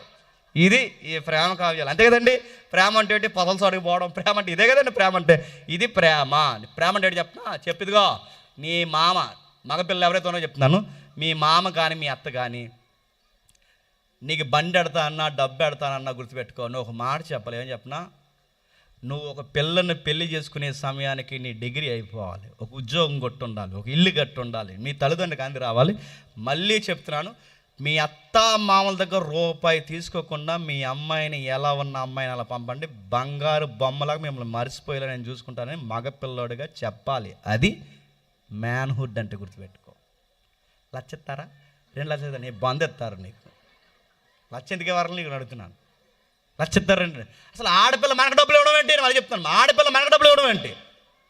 నీ దగ్గరికి వచ్చిన తర్వాత 360 రోజులకు సరిపోయే బట్టలు ఉండాలి, వేసుకున్న డ్రెస్ వేసుకోకుండా అంత బాగా చూడాలి ఆ పిల్లని, అంత బాగా చూడాలని అడుగుతున్నాను. మళ్ళీ వెళ్ళవే సరదాగా 2 రోజులు మీ అమ్మింటికన్నా వెళ్ళకూడదు, అంత బాగా చూడాలి. నేను నుండి నేను ఎక్కడికి వెళ్ళను, మా ఆవిడ వెళ్తాను, నేను సీరియస్ చెప్తున్నా, వెళ్ళకూడదు. ఎందుకంటే అంత బాగా మనం చూసుకోవాలి. అది కదా మ్యాన్హుడ్ అంటే, అది కదా మ్యాన్హుడ్ అంటే, అలా కదా చూడాల్సింది. కానీ అలా చూడకుండా, పని లేకుండా, ఏమీ లేకుండా గాలికి తిరిగి ఈ కట్ చేసేసుకున్నారండి. ఎక్కడ ఎక్కడ ఎక్కడ ఇలా కట్ చేసుకున్న మా నైట్ రౌండ్స్లో ఏమంటారు చెప్పనా? బ్లేడ్ బ్యాచ్ అంటారు. నిజంగా చెప్తున్నాను, బ్లేడ్ బ్యాచ్ అని ఒక నెల ఐడెంటిఫై చేస్తారంటే ఒంటి మీద ఎవరికైతే గీతలు ఉన్నాడో బ్లేడ్ బ్యాచ్. బ్లేడ్ బ్యాచ్ అంటే స్నాచర్ అంటే దొంగల బుద్ధులు అన్నీ ఇప్పుడు ఫ్యాషన్ అయిపోయినాయా లేదా? ఐబ్రోస్ ఎందుకు కట్ చేసుకుంటున్నావు? ఎవడో తల మీద రాడ్డించుకుంటున్నాడు, ఇలా కట్ చేసుకుంటున్నారు ఇలాగా. ఆ గడ్డం ఏంటి? డబ్బులు లేని ఎదవలాగా ఇలాగా ముందుకు మేకపోతే గడ్డంలాగా. ఇవన్నీ ఎందుకు? ఒక సిస్టమేటిక్గా ఉండడం, ఒక స్టైల్గా ఉండు, తప్పేం కాదు, స్టైల్గా ఉండు. కానీ నీకు దయ్యాల స్టైల్ ఎక్కువైపోయింది ఈ మధ్య. బైబిల్ చెప్తుంది, బైబిల్ మాట్లాడుతుంది, అటు ఇటు తిరుగుతూ వచ్చాడట. ఆ తిరుగుతున్న వాడితో దేవుడు అన్నాడట, నువ్వు ఎక్కడి నుండి వచ్చావు అంటే, భూమి మీద అటు ఇటు తిరుగుతూ వచ్చా అన్నాడు. అక్కడ అంటున్నాడు, నా సేవకుడైన యోబు సంగతి నీకు తెలుసా? మన దేవుడితో వచ్చిన గొడవ ఏంటి చెప్పనా? భక్తిగా ఉన్నవాడినే చూపిస్తూ సాతానుగా అన్నాడట, మా ఓడు సంగతి నీకు తెలుసా అన్నాడట. నడుపుతాను, ఎంత న్యాయమంతుడు నీతిమంతుడైన యోబునే సాతానుకు చూపించి మా ఓడు ఒకడు ఉన్నాడు తెలుసా అని అడిగితే, ఏ భక్తి లేనోడిని ముందే ఎవరికి అప్పగిస్తాడు చెప్పండి దేవుడు? చెప్పండి. భక్తి ఉన్నవాడినే చూపిస్తాడు. ఇదిగో మా అబ్బాయి ఒకడు ఉన్నాడు యోబు అని అక్కడ చెప్తుంటే, మరి ఏ భక్తి లేనోడిని ముందే అప్పగించరా? ఎప్పుడైతే సాతానికి మనం దొరికారో చెయ్యరాని కార్యములు చేస్తారు, వినగోడన మాటలు వినేలా ప్రవర్తిస్తారు. అది ఊరికి పీడ అయిపోతుంది. గుర్తుపెట్టుకోండి. దయ్యం అంటే ఇలా డైరెక్ట్గా వచ్చేసి నా పేరు మంగమ్మ మార్తమ్మ అని ఏం చెప్పదు. దయ్యం అంటే చెప్పిన డిగ్నిటీగా ఉంటారు, గౌరవంగా ఉంటారు, తిరుగుతూ ఉంటారు. కానీ వాళ్ళు చేసే పనులు మాత్రం ఊరికి కుటుంబానికి ప్రమాదం అయిపోతాయి. అదే దయ్యం. ఈ జనరేషన్ దయ్యం అలానే రాజులకు పడుతుంది, అధిపతులకు పడుతుంది, ప్రధానమంత్రులకు పడుతుంది, మంత్రులకు పడుతుంది, సైంటిస్టులకు పడుతుంది, అందరికీ పడుతుంది. ఈ కరెంట్ అఫైర్ ఫాలో అవుతున్న తెలుస్తుంది. ఈ ప్రపంచానికి అది పట్టేసింది, నడిపిస్తుంది. ఈ యువతను ఇంకా వేగంగా ముంచేస్తుంది. అందుకే సాతాను గారిని అడుగుతున్నాడు, యథార్థవంతుడు, భక్తిపరుడు, న్యాయవంతుడు, న్యాయంతో భయభక్తులు కలిగి చెడుతనం విసర్జించిన వాడు భూమి మీద అతని వంటి వాడు ఎవడు? తూర్పు దేశాల్లో అతనికి ఉన్నంత డబ్బు ఉన్నవాడు ఎవడు లేడు భూమి మీద. ఆ తరంలో ఆయనకున్నంత నీతిమంతుడు ఎవడు లేడు భూమి మీద. అతని వంటి వాడు ఎవడు లేడు అని దేవుడు ఎవరికి చెప్తున్నాడట? ఇప్పుడు చెప్పండి, మన దేవుడు ఎలాంటోడంటే వెళ్ళిపోయే సాతాను కానీ గోకి మరీ చెప్తాడేమని, మా వాడు ఉన్నాడు చూడని. మన దేవుడు ఎలాంటోడు చెప్పనా? సాతానగాడికి అప్పగిస్తాడు. భక్తులను కూడా అప్పగిస్తాడంటే అప్పగిస్తాడు. మాట విన్నవారిని అప్పగిస్తాడు, మాట వినని వారిని ఏరే కోణంలో అప్పగిస్తాడు. భక్తి పరులను కూడా పరీక్షించడానికి అప్పగిస్తాడు. సాతాను గడికి అప్పగిస్తే ఏం జరిగిందో మీకు తెలుసు. 13వ వచనంలో, ఒక దినాన యోబు కుమార్తెలు తన అన్న ఇంట భోజనము ద్రాక్షరస పానీయం చేర్చుండగా ఒక దూత అతని యొద్దకు వచ్చి, ఎద్దులు నాగలు దునుచున్న గాడిదలు వాటి సమీపంలో మేచుండగా శబాయిలు వాటి మీద పడి వాటిని పట్టుకొని పోయి. శబాయిలు అంటే అరబ్బులు. ఇప్పుడు చూసారా, గల్ఫ్ ఏరియా అంటాను కదా, ఆ అరబ్బు తెగలు. ఏ శబాయిలు ఎవరంటే, మీకు సందర్భం కాకపోయినా చెప్తున్నాను, ఎందుకంటే కొంచెం ఇన్ఫర్మేషన్ వచ్చింది కాబట్టి మనకు కావాల్సింది. శబాయిలు ఎవరంటే, ఈ ఆగరమ్మ ఉందిగా, ఆగరమ్మ తెలుసు కదా, అబ్రహాం గారు అనఫీసే ఆగరమ్మ. ఆ ఆగరమ్మ గారికి ఒక అబ్బాయి పుట్టాడు, ఇస్మాయిల్. ఆ ఇస్మాయిల్కి 12 మంది పుట్టారు. ఆ తర్వాత 12 మంది పుట్టారు. ఆ జాతుల్లో ఒక తెగే చెప్పండి, వారినే అరబ్బులు అంటారు. వారినే ఇప్పుడు అరబ్బు షేకులు అంటారు. వీళ్ళంతా వీళ్ళందరూ ఎవరి మీద దాడి చేశారంట? యోబు యొక్క ఆస్తి మీద దాడి చేశారంట ఆ రోజుల్లో. ఇప్పుడంటే బుర్జ్ ఖలీఫా కట్టేశారు, కానీ ఆ రోజులు అందరూ ఇంటిసేపే తినేవారు. వాళ్ళు ఎన్ని చేపలు నిజండి, రిల్టర్గా చెప్తున్నాను. వాళ్ళ నోట్లు ఎప్పుడన్నా మీరు చూసారా? వాళ్ళ నోట్ ఎప్పుడన్నా చూడండి, గల్ఫ్ ఏరియా నోట్స్ ఉంటాయి కదా, ఆ నోట్ ఎప్పుడన్నా చూడండి, వాళ్ళకు గెద్ద ఉంటుంది, గెద్ద ఉంటుంది, ఆ గెద్ద కాళ్ళు కింద చేపలు ఉంటాయి. గెద్ద చేప ఇలా పట్టుకుని ఉంటుంది. ఎందుకంటే వాళ్ళకి ఒక సముద్రం ఉంటుంది, తెలుసు కదా, ఈ మధ్యధరా సముద్రం, ఇంకా అనుకున్న సముద్రం కానీ, ఆ బయటికి పోతే ఆ నైల్ నదు శాఖ కానీ ఇవి తగులుతూ ఉంటాయి. వీళ్ళు ఎలా తినేవారంటే వాళ్ళకి తినడానికి, ఎందుకంటే ఎడార్లు ఏముంటుంది తినడానికి, ఏమీ లేక ఆ టైంలో వీళ్ళ పితరులు ఏం తినేవారంటే ఈ చేపలు తినేవారు. ఎలాగా? ఆ సముద్రంలో పోయి గెద్దలు ఏరుకుని వచ్చి, ఆ ఏరుకుని వచ్చినప్పుడు ఆ గెద్దలు ఎలా తింటున్న టైంలో వాటిని తరిమేసి ఆ చేపలను పట్టుకెళ్ళి ఆ 7 ఇసుకలో పెడితే అవి ఆ ఇసుక్కి ఉడికిపోతే అవి ఒలుచుకుని తినేవారు. అది గల్ఫ్ హిస్టరీ. అందుకు వాళ్ళ నోటి మీద ఆ హిస్టరీ మర్చిపోకుండా వాళ్ళు వేసుకున్నారు. నా మాటలు అర్థమవుతున్నాయి. మరి ఇప్పుడు అలా డబ్బున వాళ్ళు ఎలా అయిపోయారంటే కింద పెట్రోల్ అడిపోయింది వాళ్ళకి. ఎక్కడ? సమురు. ఆ పెట్రోల్ పడింది కనుక ఆ బావిలు తవ్వి బంగారం అయిపోయింది ఇప్పుడు వాళ్ళ దేశం. అలా ఎలా పెట్రోల్ పడిపోయిందంటే అబ్రహాముకు దేవుడు మాట ఇచ్చాడు. ఏమని? ఆగరు కోసం కానీ తన కొడుకు కోసం కానీ నువ్వు బాధపడకు, ఆగరు సంతానాన్ని నేను. ఆ ఒక్క వాగ్దానం వల్ల ఈరోజు ప్రపంచంలో ఆస్తిపరులు అయిపోయారు. సరే, వీళ్ళు వచ్చారట, ఆ మీద దాడి చేస్తారని నేను టకాటక చెప్తున్నాను, టైం అవుతుంది కనుక. యోబు కొడుకులు అక్కడ భోజనం చేస్తుండగా ఏం జరిగింది? దాడి జరిగిపోతుంది. వాళ్ళు భోజనం చేస్తుండగా ఒక సుడిగాలి వచ్చి, ఆకాశం నుంచి ఒక సుడిగాలి వచ్చి ఆ కుమార్తెలు కూర్చొని భోజనం చేస్తున్న ఇల్లును కొట్టగా 7 కొడుకులు 7 కూతురు చచ్చిపోయారు. వాళ్ళన్నింట్లో లంచ్ కూర్చున్నారో మరి డిన్నర్ కూర్చున్నారో రికార్డ్స్ తెలియదు, కానీ అంటే లంచ్ అనుకుంటున్నాను. ఆ మధ్యాహ్నం వేళ భోజనం చేస్తున్న టైంలో ఆ ఇంటిని కొట్టగానే ఆ ఇల్లు అంతా కూలిపోయిందంట. అన్న చనిపోయాడు లేదు తెలియదు, కానీ 10 మంది బిడ్డలు మాత్రం చచ్చిపోయారు. ఈ పక్కన ప్రకృతి వైపరీత్యం వల్ల సుడిగాల వల్ల బిడ్డలు చనిపోయారన్న వార్త వినే లోపు అంతకుముందు విన్న వార్త ఏంటంటే దాసులు చనిపోయారు, ఎద్దులు చనిపోయాయి, ఆస్తులు చనిపోయాయి. ఒకదానికల ఒకటి వార్త వచ్చేస్తున్నాయి. సముద్రం ఒడ్డున ఒక వ్యక్తి నిలబడితే పెల్ మన కెరటాలు ఎలా అయితే గుండెలను కొడతాయో అలా యోబు శ్రమలు కూడా కెరటాల మాదిరి ఎలా కొడుతుంది చెప్పండి. పెల్ మన కొడుతున్నప్పుడు అన్నిటికన్నా బాధాకరమైన విషయం, పెళ్ళిడికి వచ్చిన కొడుకులు కూతుర్లు చచ్చిపోయారు. ఆ టైంలో యోబు చాలా కృంగిపోయాడు. 19 వచ్చినప్పుడు గొప్ప సుడిగాల అరణ్యంగా వచ్చి ఆ ఇంటి 4 మూలల కొట్టగా అది ఎవరి మీద పడినందున వారు చనిపోయారు, దాన్ని నీకు తెలియజేయడానికి ఒక్కడనే తప్పించుకొని వచ్చి అన్నాను. అప్పుడు యోబు లేచి తన పై వస్త్రం చింపుకొని తన ఇంటికలు గొరిగించుకొని నేల మీద సాష్టాంగపడి నమస్కారం చేసి, నేను నా తల్లి గర్భం నుండి దిగంబరిని వచ్చి తిని దిగంబరి అక్కడికి తిరిగి వెళ్ళేదును. యెహోవా ఇచ్చను, యెహోవా తీసుకొని పోయాను, యెహోవా నామానికి స్తుతి కలిగిన కాక. ఇప్పుడు చెప్పండి, యోబు ఇంటి మీదకు సుడిగాలి రావడానికి కారణం సాతానా దేవుడా? చెప్పాలి దేవుడే. మన జీవితంలోకి ఏ కష్టాలు రావాలన్నా ఎవరు పర్మిషన్ లేకుండా రావు, దేవుడు పర్మిషన్ ఉండాలి. మనం ఏమంటామంటే సీటుకి మాటికి ఆడి పేరు ఎత్తేస్తుంటాం. ఎవడి పేరు? సాతానికి. ఇప్పుడు ఏమైనా ఇలా వర్షం పడుతుంది అనుకోండి, ఎవరిని అంటాం చెప్పండి?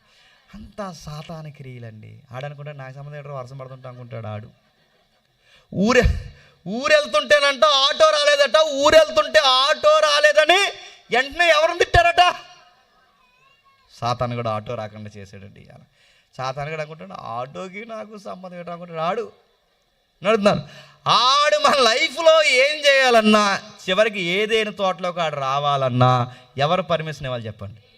యోబు జీవితంలోకి రావాలన్నా, ఏదైనా తోటలోకి రావాలన్నా, నా జీవితంలోకి రావాలన్నా, ఎవరి జీవితంలోకి శ్రమ అయినా సాతానైనా రావాలి అంటే ఆయన సెలవు లేకుండా. అది యోబు గారి క్లారిటీ ఉంది కనుక పిల్లల్ని యెహోవా ఇచ్చాడు, ఆస్తులు యెహోవా ఇచ్చాడు. ఇప్పుడు నా పిల్లల్ని ఆస్తిని యెహోవాయే. సాతాను పేరు ఎత్తట్లేదు ఎవరు చెప్పండి? యోబు సాతాను పేరు ఎత్తట్లేదు, యోబు దేవుడి పేరు ఎత్తుతున్నాడు. ఇప్పుడు సాతాను గడు ఏమంటున్నాడు చూడండి, 2వ అధ్యాయం 4 వచ్చినప్పుడు అపవాది చర్మం కాపాడుకొట్టుకే చర్మం, తన ప్రాణం కాపాడుగా తన కలిగిన యావత్తును నరులకు ఇచ్చావు కదా, ఇంకొకసారి నీవు చేయి చాపి అతను ఎముకుని అతను దేహమును మొత్తునియట్లా అతను నీ ముఖం ఎదుటిని దూషించి నేను విడిచి పోవును. ఏం చెప్తున్నా చెప్పండి? ఇందాక యోబు ఏమన్నాడు? నా జీవితంలో ఎన్ని గాయాలు అవడానికి కారణం ఎవరంటున్నాడు? యోబు ఎవరంటున్నారు? దేవుడే ఇచ్చాడు, దేవుడే తీసుకెళ్ళిపోయాడు అంటాడు. ఇప్పుడు బాగా వినండి, ఇప్పుడు సాక్షాత్తు సాతానుగాడు అంటున్నాడు ఏమని? ప్రభువా నువ్వు బిడ్డలు తీసేసావు, ఆస్తులు తీసేసావు, ఎన్ని తీసేస్తే ఏముంది? నరుడికి ఎన్ని పోయినా ఒకటి ఉంటే చాలా, అది అన్నిటికన్నా గొప్ప ఆస్తి. ఆస్తి ఏంటంటే ఆరోగ్యం. ఆరోగ్యమే మహాభాగ్యం. అందుకే ఆరోగ్యం ఉంది. చర్మాన్ని కాపాడుకోవడానికి చర్మాన్ని, మాంసాన్ని కాపాడడానికి మాంసాన్ని. అంటే నువ్వు ఎక్కడికెక్కడ ఏం చేసావంటే మనుషులకి చర్మాన్ని, మాంసాన్ని, ఎముకల ఆరోగ్యాన్ని ఇచ్చావు కనుక యోబుకి అన్నీ పోయినా ఇంకా ఆరోగ్యం ఉంది. ఇంకొకసారి నువ్వు చెయ్యి చాపి ఆరోగ్యం తీసే. ఇప్పుడు చెప్పండి, ఇంకొకసారి చెయ్యి చాపని ఎవరు అంటున్నారండి?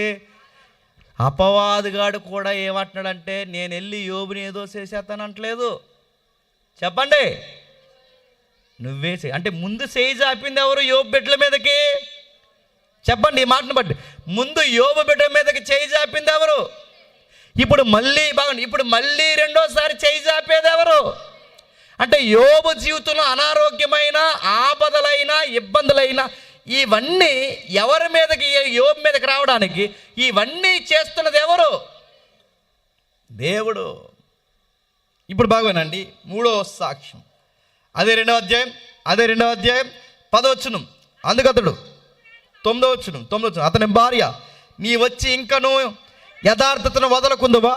దేవుణ్ణి దూషించి మరణము కమ్మి. ఇప్పుడు చెప్పండి, ఆవిడ కూడా సాతాను దూషించమందా? బాగా వినండి, యోబుకు తెలుసు బాధలు వస్తే దేవుడి వల్లే వస్తాయని. సాతానుకు తెలుసు దేవుడు పర్మిషన్ లేకుండా నేను కూడా ఏమి చేయలేను. చివరికి యోబు భార్యకు కూడా తెలుసు ఏమని? అంతా దేవుడే చేస్తాడు. తెలియని బ్యాచ్ ఎవరు చెప్పండి? చేయాల్సిన చేసి ఎవడమే గింటేదని చెప్పండి. నేను సపోర్ట్ చేస్తున్నాను కాదు, కానీ మనకు సాతాను పరీక్ష పెట్టే అంత భక్తి లేదన్నది నా ముఖ్యమైన పాయింట్. నా మాటలు మీకు అర్థమవుతాం లేదు అంటే అంత లేదు, మనకు అంత సీన్ లేదు, మనం చాలు తల తిప్పలు తెచ్చుకోవడానికి. యోబు భార్య అంటుంది ఇంకా యథార్థత ఉందనుకుందాం, ఇంకా యథార్థత. దేవుణ్ణి దూషించంటే నువ్వు దేవుణ్ణి దూషిస్తే చాలు నీ కష్టాలన్నీ. చెప్పండి, ఇప్పుడు పరీక్ష ఏం జరుగుతుంది? దేవుణ్ణి దూషిస్తాడా? బాధల్లో దేవుణ్ణి స్తుతిస్తాడా? స్తుతా దూషణ. కానీ మనం స్తుతి ఎప్పుడు చెప్తాం? అన్నీ బాగుంటాయి. దోషణ ఎప్పుడు చేస్తాం చెప్పండి? ఏమీ బాగోకపోతే. కానీ రివర్స్ సైడ్ చెప్పిన యోబు అన్నాడు, బాగున్నా దేవుని స్తుతిస్తాను, బాగోకపోయినా దేవుని స్తుతిస్తాను, నేను ఎల్లప్పుడూ యెహోవాను స్తుతిస్తాను అని స్తుతిస్తున్నాడు. ఆరోగ్యం అంతా పోయింది. ఎంత స్తుతించినా మన దేవుడు ఎలాంటి సర్లే యోబు బాగానే ఉన్నాడని ఆపేడు. ఎక్కడి వరకు తీసుకెళ్ళిపోతున్నాడు? మన దేవుడితో వచ్చిన గొడవ అవుతానండి. శ్రమలలో సావు అంచు వరకు తీసుకెళ్ళిపోతున్నాడు. అంచుకి, చావు అంచుకంటే ఇక 1 మినిట్లో చచ్చిపోతున్నాడనే రోజు వరకు కూడా పరీక్షిస్తాడు. యోబుని అంత చివర తీసుకెళ్ళిపోయాడు. భార్య పోయింది, బిడ్డలు చనిపోయారు, స్నేహితులు దూరం అయిపోయారు, ఆరోగ్యం దూరం అయిపోయింది, దాసులు చనిపోయారు, ఆస్తులు పోయాయి, అన్నీ పోయాయి. బూడిదలో కూర్చున్నాడు. జాతికి వినండి, 11వ వచనంలో, తేమానుడైన ఎలీఫజు, సూసీడైన బెల్తాదు, నదడైన జోఫరు, ఇలా 3 స్నేహితులు వచ్చారట. ఆపద అన్నిటి కూర్చుని వినిన వారై అతని కలిగిన దుఃఖించుటకు, అతని కూర్చి వాదార్చుటకు పోవాలని ఆలోచించుకొని తమ స్థలములు విడిచి వచ్చిరి. వారు వచ్చి దూరం నిలబడి కన్నులెత్తి చూసినప్పుడు అతన్ని పోల్చలేక తమ వస్త్రములు చింపుకొని ఆకాశం తట్టు తల మీద ధూళి చల్లుకొని ఎలుగెత్తి ఏడ్చారు. నిజానికి వాదార్పిద్దామని వచ్చారట. ఆ వాదార్పిద్దామనుకునే లోపు యోబును గుర్తుపట్టలేకపోయారట. తూర్పు దేశాల్లో మా ఫ్రెండ్ యోబుని మించేవాడు ఎవడు ఉండేవాడు కాదు. కానీ యోబేటి ఎంత ఇలా అయిపోయాడు, దేహమంతా కురుపులమయమైపోయింది, చిల్లా పెంకులతో గోక్కొట్టినాడు, బూడిదలో కూర్చున్నాడు, గోనె పట్ట కప్పుకున్నాడు, ఆకాశం వైపు చేతులెత్తి హలోమని ఏడుస్తున్నాడు. ఆ ఏడుస్తున్న ఏడుపుని చూసి ఫ్రెండ్స్ బాధపడిపోయారు. అరే ఏమని వాదారుస్తామండి? కూతురు చనిపోతే ఏముందరా, కొడుకులు ఉన్నారని చెప్పడానికి ఇప్పుడు కొడుకులు ఉన్నారా? కొడుకులు చనిపోతే ఏముందరా, కూతుర్లు ఉన్నారని చెప్పడానికి ఉందా? పోనీ ఎవరు పోయినా నీ భార్య నీతో ఉందని చెప్పడానికి పోనీ ఆవిడ ఉందా ఈ టైంలో? పోనీ ఆవిడ పోతే పోయింది, అన్నీ పోతే పోయినాయి, ఆరోగ్యం ఉంది కదరా యోబు అని చెప్పడానికి అదే యోబు దగ్గర ఆరోగ్యం ఉంది. ఏముందని యోబుకి వాదార్పిస్తారు? యోబుకి వాదార్పివ్వడానికి యోబుకి చెప్పండి ఏమీ లేదు. అందుకే ఆ టైంలో వాళ్ళు తీసుకున్న మంచి నిర్ణయం ఏంటంటే బాధపడుతున్న యోబుతో పాటు వాళ్ళు కూడా కలిసి బాధపడ్డారు. కొన్నిసార్లు ఏడుస్తున్న వాళ్ళకి మంచి వాదార్పు ఏంటి చెప్పిన? వాళ్ళతో పాటు మనమే ఆడటమే. అంతే. వాళ్ళు ఏడుతుంటే నువ్వు ఏడకుండా సీరియస్గా ఏం కాదులేరా అని నువ్వు పెద్ద పెద్ద పెదరాయిల్లో చెప్తున్నావు అనుకో, ఈడేటి బాగా నేను అయిపోయినా అనుకుంటాడు ఆడు. ఏడుస్తున్నాడు, ఏడుపు రాకపోయినా ఏడుతున్నట్టు ఎట్టాడు మొహం ఆడ దగ్గరికి వెళ్ళినప్పుడు. నిజంగానే ఆ ఏడుస్తున్నట్టు నిజంగానే ఒకళ్ళు ఏడుస్తున్నాం అనుకోండి, వాళ్ళకి ఎంత ఊరట ఉంటుందో చెప్పిన, నా బాధను వీళ్ళు పంచుకుంటున్నారు అనుకుంటారు. వాళ్ళు నా బాధను బాధలా ఫీల్ అవుతున్నారు, నా సమస్యలా ఫీల్ అవుతున్నారని వాళ్ళు అనుకుంటారు, వాళ్ళు ఫీల్ అవుతారు. అందుకే యోబు స్నేహితులు మంచి నిర్ణయం తీసుకున్నారు. యోబు దగ్గర నిలబడి మాట్లాడక ముందు యోబుతో పాటు బాధపడుతున్నారు. అందుకే సమస్యలు వచ్చినప్పుడు బాగా ఉండండి, స్నేహితులు అన్నవారు అన్నీ బాగున్నప్పుడు కూడా తిరుగుతారు, కానీ బాధ వచ్చినప్పుడు దూరం అయిపోతారు. కానీ నిజమైన స్నేహితులు ఎప్పుడు చెప్పినా బాధల్లో దగ్గర నిలబడాలి. బాగానే వచ్చారు, బాధల్లో నిలబడ్డారు, ఏడుస్తున్నారు. ఆ టైంలో ఎన్ని రోజులు ఏడ్చారంటే 7 రోజులు ఏడ్చారట అతనితో పాటు. ఆ 7 రోజులు ఏడ్చిన తర్వాత బాగా వినండి, యోబు కూడా మనలాంటి స్వభావం గల మనుష్యుడే. అవునా కదా? ఇప్పుడు జాతకం వినండి, నేను ముగిస్తాను. మీరు ఎంత బాగా అంటే అంత చక్కగా చెప్తాను. మీరు అటు ఇటుగా చూసి పక్క వైపు చూసి తలగొక్కుని ముక్కులు వేలెట్టుకున్నట్టు ముగించేస్తాను. సబ్జెక్ట్ ఎలా ఉంటుందంటే చెప్పేవాడిని బట్టి ఉండదు.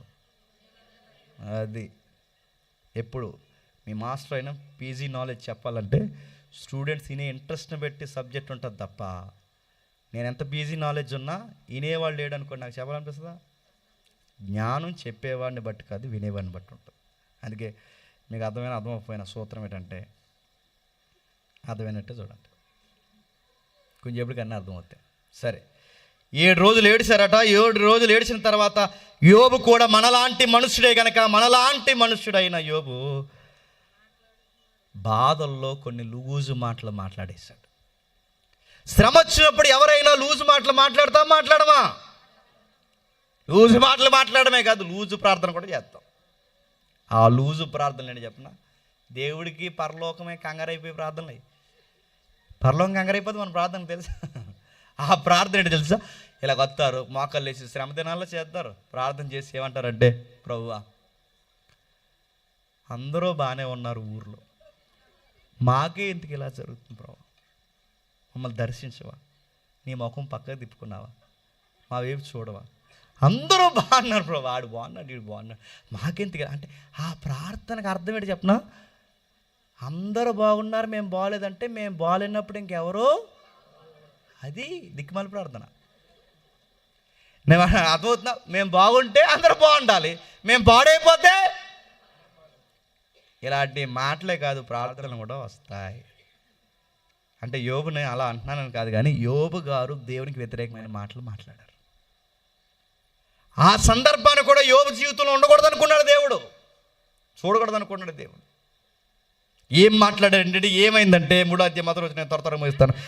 ఆ తర్వాత యోబు మొదలుపెట్టి తన పుట్టిన దినం కూడా శపించను. మీరు చదవకండి. యోబు ఇలాగా, నేను నా తల్లి గర్భాలయమును అది మూయినందుకు, నా నేత్ర బాధను మరుగు చేయనందుకు నేను పుట్టిన దినము లేకపోవును గాక, మగపిల్లలు పుట్టిన ఒకటి చెప్పిన రాత్రి లేకపోవును గాక, ఆ దినమున అంధకారము కలుగును గాక, పైనుండి దేవుడు దాన్ని ఎంచుకును గాక, ఎలుగు దాని మీద ప్రకాశింపును గాక, చీకటి గాఢాంధకారం మరల దాని మీద యొద్దకు తీసుకును గాక, మేఘము దాని మీద కమ్మును గాక, పగల కమ్మినట్టు అంధకారం బెదిరించును గాక, అంధకారం ఆ రాత్రి పట్టుకొను గాక, సంవత్సరం కానీ నెలలు కానీ మాంసాలు కానీ వాటి సంఖ్య లేకుండా ఉండును గాక, ఆ రాత్రి ఎవడు జనమ కాకపోను గాక, దానిలో ఏ ఉత్సాహతోని పుట్టకుండును గాక.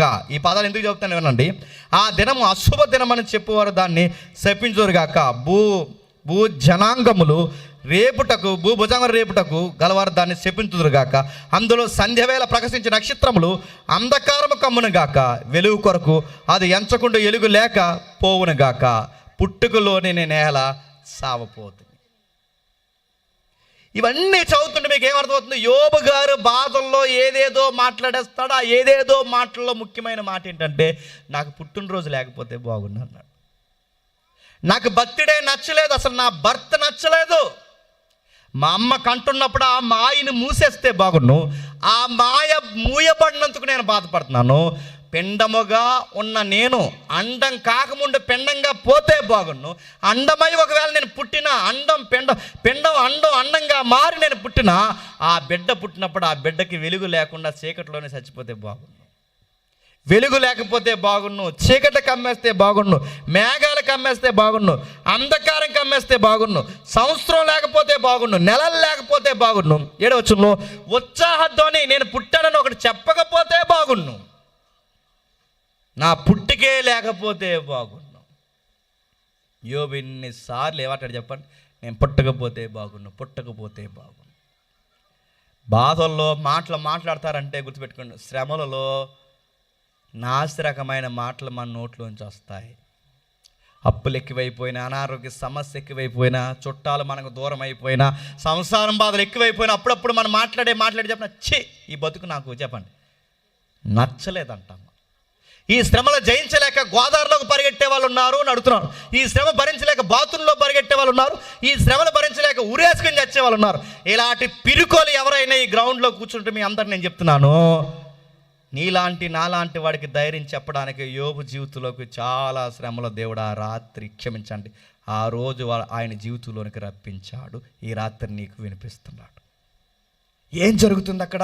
యోబు మాట్లాడుతున్నాడు. అరే ఆ యోబు మీరు ఇంటికి వెళ్ళిన తర్వాత కిందికి చదవండి. నేనే తప్పు చేయలేదురా, నేనే తప్పు చేయలేదంటే అప్పుడు వీళ్ళు అంటారు 4వ అధ్యాయం నుంచి తర్వాత ఇంటికి వెళ్ళి చదవండి. యోబు ముగ్గురు ఫ్రెండ్స్ అంటారు, లేదురా నువ్వేదో తప్పు చేసావురా. బాగా వినండి. ఏ తప్పు చేయకపోతే 7 కొడుకులు ఎందుకు చచ్చిపోతారా? ఏ తప్పు చేయకపోతే 3 కొడుకులు ఎందుకు? ఒరే 1 డేలో నీ స్టోరీ ఎందుకు మారిపోయిందిరా? దేవుడు సెలవు లేకుండా అంత జరుగుతుందిరా. నువ్వేదో దేవుడికి వ్యతిరేకమైన పని ఏదో చెప్పండి చేసావరా. యోబు ఏంటంటే నేను చేయలేదురా, వాళ్ళు ఏంటంటే నువ్వు చేసావరా. ఈ యోబు ఏంటంటే నేను చేయలేదని ఈయన, చేశారని వాళ్ళు, చేయలేదని ఈయన, చేశారని వాళ్ళు, చేయలేదని ఈయన, చేశారని వాళ్ళు. ఈ వాదోపవాదాలే 37 అధ్యాయాలు. ఎంత? ఆ వాదోపవాదాలు 37 అధ్యాయం తర్వాత వచ్చిన అధ్యాయమే 38 అధ్యాయం. అర్థమవుతుందా? చేయలేదు, నేను ఏ తప్పు చేయలేదు, అయినా నా జీవితంలో బాధలు వచ్చాయి. నేనా? లేదు, నువ్వేదో తప్పు చేసావని చెప్పండి. బాధ పెట్టేవారు స్నేహితులు వేరు.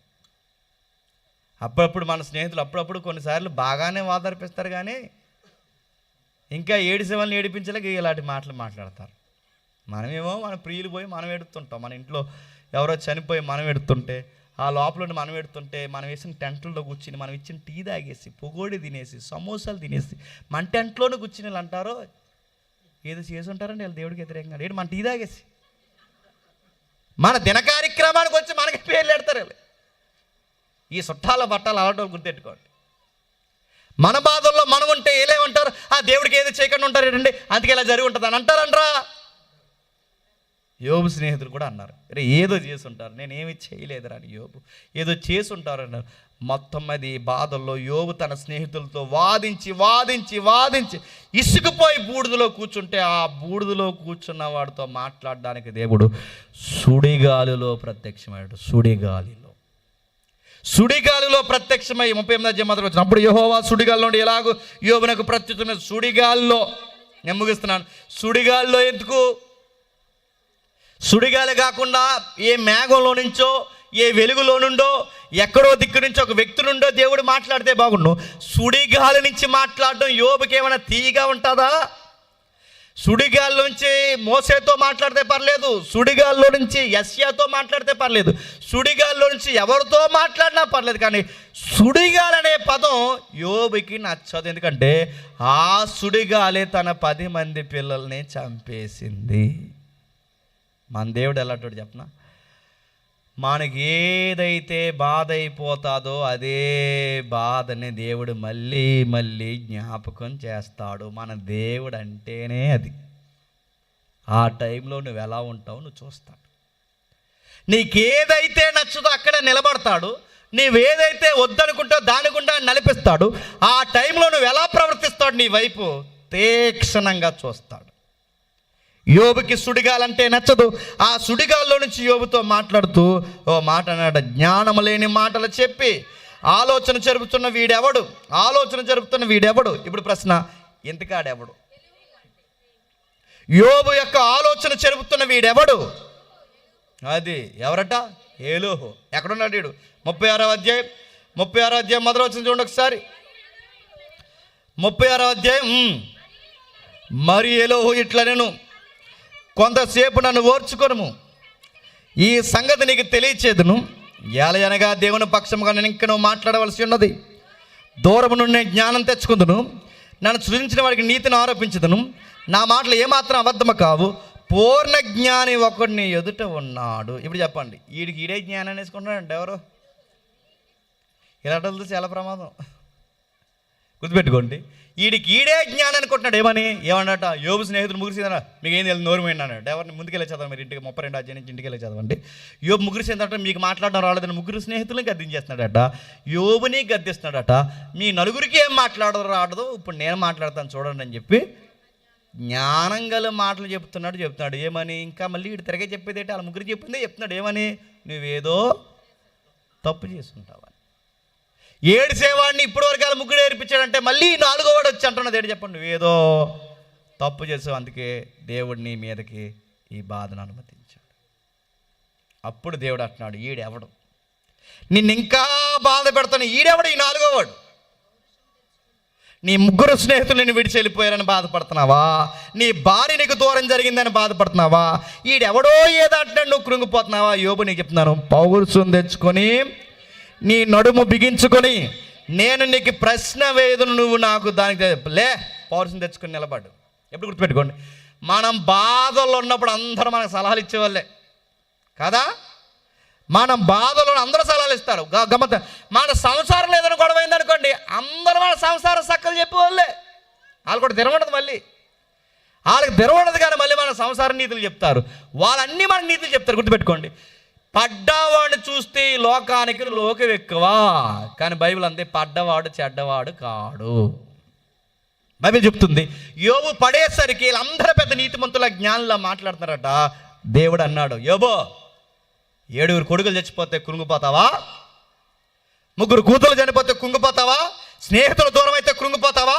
ఈడెవడో గాలిని పోయే దానేగాడు, ఈ దానిని పోయే దానేగాడు, ఈడొచ్చేదో మాట్లాడితే ఈ జ్ఞానం లేని మాటలు చెప్తున్నా, ఈడి మాటలు కృంగిపోతావా? లేచి పౌరుషం తెచ్చుకో. నేను చెప్తున్నాను, యోబుకే కాదు నీకు నాకు చెప్తున్నాడు, అప్పులైతే కృంగిపోకండి, శ్రమలు వస్తే కృంగిపోకండి, సంసారం. ఎందుకంటే మీరు బయటి వారైతే కృంగిపోండి, ఎందుకంటే మనం దేవుణ్ణి నమ్ముకున్న వారిని మీరు నమ్మితే మీరు కృంగిపోకండి. ఎందుకంటే శ్రమ వచ్చినా బాధ వచ్చినా మన ధైర్యం ఏంటి చెప్పినా రానే. శ్రమలు మనకు రాకపోతే ఆడుకొస్తాయి, రానే. సాతానుగాడు వచ్చినా భయపడకూడదు, శ్రమలు వచ్చినా భయపడకూడదు, కుటుంబంలో మన ఇష్టమైన ప్రియులు చనిపోయినా భయపడకూడదు, చివరికి మన ఆరోగ్యాలు డిస్టర్బెన్స్ అయినా భయపడదు, రానే. బయటోడు హాస్పిటల్కి పోతే డాక్టర్ గారు పైనుంచి కిందకు చూసి వాడొచ్చి ఎవడని తీసుకొచ్చా అంటేసరికి ఇటు 2 మాసం అయిపోయినాడు. ఎందుకు? ఒకడొచ్చి ఎవరైనా తీసుకొచ్చాను, నాకు ఏదో పెద్ద జబ్బు వచ్చేసింది అనుకున్నాడు వీడు. కానీ మనం వెళ్ళడం చెప్పనా, ఐసూ రూమ్లో మనల్ని పడుకోబెట్టినా డాక్టర్ అడుగుతాడు, భయం వేస్తుందంటే భయం వేయట్లేదని చెప్పాలి. ఎందుకు భయం వేయట్లేదంటే నా దేవుడిని నమ్ముకున్నాను సార్, ఉంటే ఉంటాను, చెప్పండి, పోతా ఆయన దగ్గరికి పోతాను. ఈ మాట నువ్వు చెప్పాలి. నీకు చీకటి అంటే భయం, బొద్దింకంటే భయం, అప్పు అంటే భయం, తెప్పంటే భయం, శ్రమ అంటే భయం, అన్నీ భయమే. ఇంకెందుకు ఈ దేవుడిని నమ్ముకున్నది? పిల్లల పరీక్షల్లో ఫెయిల్ అయిపోయారనట, వాళ్ళకి ఘోర అవమానంతో చూసారు. పరీక్షలకే ఫెయిల్ అయిపోతే మార్చిలో పోతే ఏప్రిల్లో రాస్తాం, దానికి ఎందుకు బాధ? అయినా అవ్వకపోతే ప్రైవేట్గా కట్టేస్తాం, ఇంకేంటి బాధ అని అడుగుతున్నా. ఏదో అడుగు, చదువు లేకపోతే చచ్చిపోతావా? సంసారంలో భర్త ఏదంటే చచ్చిపోతావా? ఇప్పుడు అంటారు, రేపు మళ్ళీ మాట్లాడతాడు. ఈ మాత్రం దానికి కృంగిపోతావా? అత్త ఏదంటే అత్త, ఒకప్పుడు అత్త కూడా కోళ్ళే, నువ్వు కూడా అత్త అవుతావు, ప్రమోషన్ వస్తుంది, కంగారు పడకు, రెడీగా ఉండు. దానికే బాధపడిపోతాడు. అడుగుతున్నాను, దేనికి బాధపడతావు? సంసారం వస్తే బాధపడిపోతావు, అప్పు అయితే బాధపడతావు. అప్పు చేసే కనుక అప్లోడ్ వచ్చి అడుగుతాడు, దానికే ఫీల్ అయిపోతావా? ఇంకా గట్టి కడితే కడతాను చెప్పు, ఇంకా గట్టిగా కడతాను చెప్పు, ఇంకా గట్టిగా కడతాం అని చెప్పు, ఇంకా గట్టి కడతామని అని చెప్పు, గట్టిగా కట్టమని చెప్పు. నేను సీరియస్ చెప్తున్నాను, ఎందుకంటే అప్పు కన్నా ఎవడైనా సరే అప్పుల కోసం ప్రాణాలు తీసే రైట్ ఎవడికి లేదు. ఆడు పరువు తీసి ప్రాణాలు తీసేలా మాట్లాడితే, అబ్బాయి నా పరువు తీసి ప్రాణాలు తీసేలా ఉన్నాడు అంటే నా మనోభావం దెబ్బతింటుందని చెప్పాడికి. నేను నిజంగా చెప్తాను, మీరు బ్యాంక్ అప్పులైనా సీరియస్ చెప్తుంది, ప్రాణాలు తీసుకుంటారు కదా ధైర్యం చెప్తున్నాను. బ్యాంక్ అప్పులైనా ఈ అనిల్ అంబానీ ఉన్నాడుగా, కొన్ని కోట్లు అప్పు చేశారు, రిలయన్స్ వాళ్ళు కొన్ని కోట్లు అప్పు చేశారు. బ్యాంక్ ఏం చేసింది? సగానికి సగం తగ్గించి 1000 రూపాయలు అప్పు చేస్తే మొన్నే 40% కట్టండి చాలంది. ఇటు వాళ్ళనే ఒక మాట చెప్పనా, అప్పులు అయితే చెప్తున్నాను వినండి. అప్పు అయితే కడతాను చెప్పండి, అప్పు అయితే కడతాను చెప్పండి. బ్యాంక్ అప్పు అయినా కడతాను సార్ అని చెప్పండి. కట్టనా అనకండి, కడతాను చెప్పండి. అయినా ఏడిపిస్తారు అనుకోండి, కేసు ఎట్టుకోని చెప్పండి, వెళ్ళండి. ఆ కేసు ఇట్టే జరిగేది ఏంటి చెప్పిన, సార్ నా వల్ల అవట్లేదు సార్, మా పరిస్థితులు ఎలా ఉన్నాయి, మేము కట్టకూడదని కాదు, ఒక ఎక్స్ప్లెనేషన్ ఇస్తారు. అప్పుడు ఏం చేస్తారంటే సెటిల్మెంట్ పెడతారు, లోక్ అదాలత్ ఉంటుందిలేండి, అందులో పెట్టి కూర్చోబెట్టి, లోకతలు కాకముందు స్టేషన్లో కూర్చోబెట్టి ఏమంటారంటే, బాబు 100లో 90% కట్టారంటే నా వల్ల వస్తా, ఒరే 70 కట్టరా నా వల్ల వస్తా, ఒరే 50 అయినా కట్ట నా వల్ల వస్తా, 30 కట్టరా నీకు దండం పెడతా అంటారు. అది కడతానండి సార్ వచ్చిన వెళ్ళాను అంతే. ఇదేదో బాగుందని అప్పు ఎక్కడికండి సిగ్గులేని మొక్కలు వేసుకుని. మన క్రైస్తవ బిడ్డలం కనుక సీవు నెత్తురు సిగ్గు చెప్పండి, మానం మర్యాద ఉంటే అప్పు తెచ్చితే పట్టుకెళ్ళి ఇచ్చే. నేను ఎందుకు ఈ పాడి చెప్తానంటే, అప్పుల కోసం ప్రాణాలు తీసుకునే పరిస్థితి అవసరం లేదు. భయపడకండి, అదే చెప్తాను. చావొచ్చినా భయపడకండి, డబ్బులు లేకపోతే భయపడకండి, కష్టాలు వస్తే భయపడకండి. యోబుకి దేవుడు చెప్తున్నాడు, పౌరుషం తెచ్చుకో, శ్రమ వచ్చే కొలది పౌరుషం తెచ్చుకో. ఏమని చెప్తున్నాను, నీ ఈదులో నిన్ను అవమానిస్తారా, పౌరుషంగా ఉండు. నేను ఇంకా పౌరుషంగా ఉండు. ఈ లోకం నీకు వ్యతిరేకమైపోయినా నువ్వు ఒక్కడవైనా పౌరుషం. ఎందుకు పౌరుషంగా ఉండాలంటే, శ్రమ దినాన కృంగావో నువ్వు శాతగానం అవుతావు, నిన్ను శాతగానం చేసి ఆడేసుకుంటారు ఈ లోకం అంతా. ధైర్యంగా ఉండు, రానే. అందుకే పౌలు గారు అంటారు, కరువా రానే, కటకమా రానే, తుఫానా రానే, బాధ రానే, ఎన్నొచ్చినా రానే, ఉంటే ఇక్కడ ఉంటా, లేకపోతే ఆయన దగ్గర పోతా. అదే స్టాండింగ్ వాళ్ళది. ఎందుకంటే వాళ్ళ దేవుడు వాళ్ళకి అర్థమయ్యాడు. యోబుకి అదే మోటివేషన్ ఇస్తున్నాడు దేవుడు. పౌరుషం తెచ్చుకుని నిలబడు. యోబు నిన్ను అడుగుతాను, ఏమని?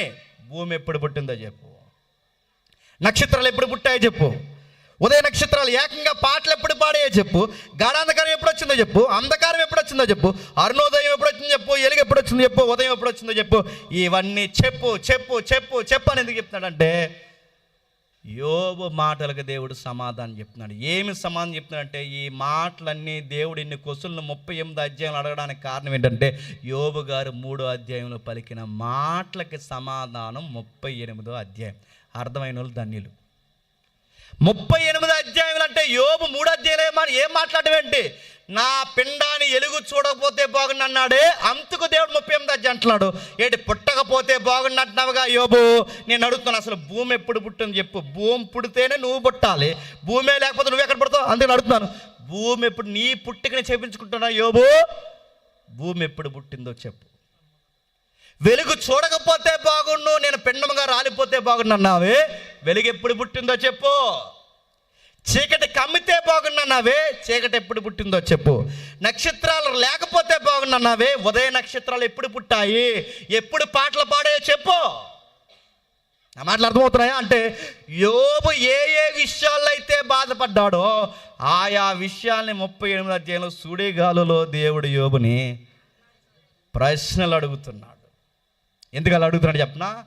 నువ్వు పుట్టాలంటే ముందు భూమి పుట్టాలి, భూమి పుట్టాలి అంటే భూమి పుట్టడానికి నేను ఉండాలి. కానీ గమ్మత్తు ఏంటి చెప్పనా? భూమి స్టార్టింగ్లో ఎలా ఉందో మనకు తెలుసు, నిరాకారముగాను శూన్యముగాను చీకటి అగాధ జలాలంటే భూమికి ఒక ఆకారం ఉందా? భూమికి ఒక రూపం ఉందా? భూమికి ఒక జీవి మనుగడకు అనుకూలమైన స్థలం ఉందా?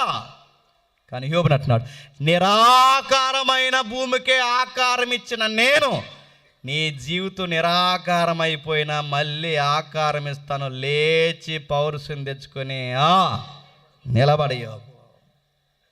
నక్షత్రాలు పుట్టినప్పుడు నువ్వు లేవు, నేనున్నా. వెలుగు పుట్టినప్పుడు నువ్వు లేవు, నేనున్నా. అంధకారం పుట్టినప్పుడు నువ్వు లేవు, నేనున్నా. ఈ సృష్టి పుట్టినప్పుడు నువ్వు లేవు, నేనున్నా. ఆ రోజు నువ్వు లేవు, నేనున్నా. భూమి పుట్టినప్పుడు, వెలుగు పుట్టినప్పుడు నేనున్నా. ఈరోజు మనం చెప్తున్నా, ఆ రోజున్నా, నిన్నున్నా, ఈ రోజున్నా, రేపుంటా, ఎల్లకాలం ఉంటా. ఎల్లకాలం ఉండే నేను సదాకాలము నీతో కూడా ఉంటా. లేచి నిలబడి పౌరుషం తెచ్చుకో. ఇప్పుడు చెప్తున్నాను, యోబుకి కాదు, నీకు నాకు మనందరూ చెప్తున్నాడు. భూమిని కలగజేసిన వాడు, నక్షత్రాలు కలగజేసిన వాడు, అంధకారం ఎలుగుని కలగజేసిన వాడు ఈ రాత్రి నీకు నాకు చెప్తున్నాడు, నీ శ్రమలు ఆయన ముందు ఏ పాటివి. ఆ రోజున్న దేవుడు ఈ రోజు కూడా ఉన్నాడు. ఈ రాత్రి కూడా చెప్తున్నాడు మనందరికీ సూత్రం ఒకటే, ఎన్ని బాధలున్నా లేచి నిలబడండి, ధైర్యం తెచ్చుకోండి, ధైర్యంగా ఉండండి. రానే నీ నీ బంధువుల పోనే, నీ భార్య వెళ్ళనే, నువ్వు వదిలేస్తాను మాత్రం అనుకో, వెళ్ళనే. నీ భర్త వెళ్తా అంటాడు, వెళ్ళనే, వదులుతాను అనుకో, వెళ్ళనే. ఎవరు నిన్ను వదిలిపోయినా, ఎవరు నిన్ను ఎక్కిరించినా, స్నేహితులు నిన్ను బాధించినా, ఎవరిని మాట్లాడినా, మన దేవుడు మన జీవితంలో కార్యము చెయ్యాలంటే ఒకే ఒక్క సూత్రం, నువ్వు నిలబడు. ముందు నువ్వు నిలబడు ధైర్యంగా. నువ్వు నిలబడితే కార్యం చేయడం ఆయన పని. కానీ నువ్వు నిలబడుతున్నావా? నీకు ముందే భయం వేస్తుంది. చూసిన వాళ్ళకి అర్థం అవ్వాలి, రే వీడు ఎలా తట్టుకోగలిగాడు రెండు బాధలు అంటే, అప్పుడు ఆడికి అర్థమవుతుంది నేను నిలబడిన తర్వాత, వీడికి దేవుడి మీద చాలా బలమైన నమ్మకం ఉందరా అని. యోబుకు దేవుడు మోటివేషన్ ఇచ్చాడు, నిలబెట్టాడు. యోబుకు తోడయ్యాడు, దేవుడికి తోడున్నాడు. ఆ దేవుడు తోడున్నాక యోబు ఎంత మంచి మాట్లాడుతున్నాడు చూడండి. ముగిద్దాం. అప్పుడు యోబు యెహోవాకు ఇలాగ ప్రత్యక్షమిచ్చి 42వ నువ్వు సమస్త క్రియలు చేయగలవనియు, నీ ఉద్దేశించిన ఏది నిష్ఫలము కానేరదనియు నేనిప్పుడు తెలుసుకుంటుని, జ్ఞానము లేని మాటల చేత ఆలోచన నిరర్ధకము చేయి వీడెవడని అడిగావే, అలాగుననే వివేకం లేని వివేచన లేని వాడినై నేను ఏమీ ఎరుక నా బుద్ధికి మించిన సంగతులకు వచ్చి మాట్లాడదని నేను మాట్లాడకూర్చున్న, దయచేసి నా మాట ఆలకించు ప్రభువా. మరో మాట కలుపుతున్నాను, నన్ను క్షమించు ప్రభువా. బాధల్లుండి ఏవేవో మాట్లాడేశాను, పుట్టకపోతే బాగుండు, లేకపోతే బాగుండని. ఆ ఎలోహు ఎలా మాట్లాడాడో అవివేకమైన మాటలు నేను కూడా చెప్పండి అలాగే మాట్లాడాను, నన్ను క్షమించు ప్రభు. యోబు గ్రంథం నీకు నాకు ఏం చెప్తుందో చెప్పనా? ఎంత శ్రమ వచ్చినా చెప్పండి నిలబడండి, ఎంత బాధ వచ్చినా నిలబడండి, ఎలాంటి ఒత్తుళ్ళైనా నిలబడండి. ఆయన బలమైన హస్తముల కింద అణిగి మనకుండండి. తగిన సమయం అందు చెప్పండి ఆయనే హెచ్చిస్తాం. మనకు ప్రార్థన చేయడం రాక, ఈ కోణాలు మనకు అర్థం కాక, మనకు ప్రార్థన చేయడం రాక ఏమైనా ప్రార్థన చేస్తాం చెప్పనా? డిమాండ్ ప్రార్థన చేద్దాం. ఆ డిమాండ్ ప్రార్థనలు ఏంటంటే, మా శ్రమలు తీసే ప్రభువా.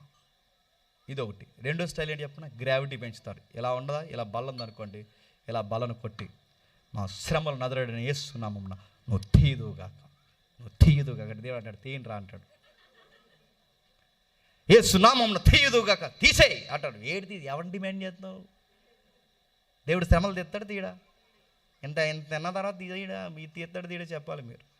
చెప్ప దేవుడు శ్రమలు తీస్తాడా తీయడా? తీయడా తీయడు అనేసి చెప్తున్నాను. మీరు శ్రమలు తీయండి, ఎంత చేసినా తీయడు. కానీ శ్రమలను జయించే శక్తినిస్తాడు. ఆయన ఇరుకులు తీయడు.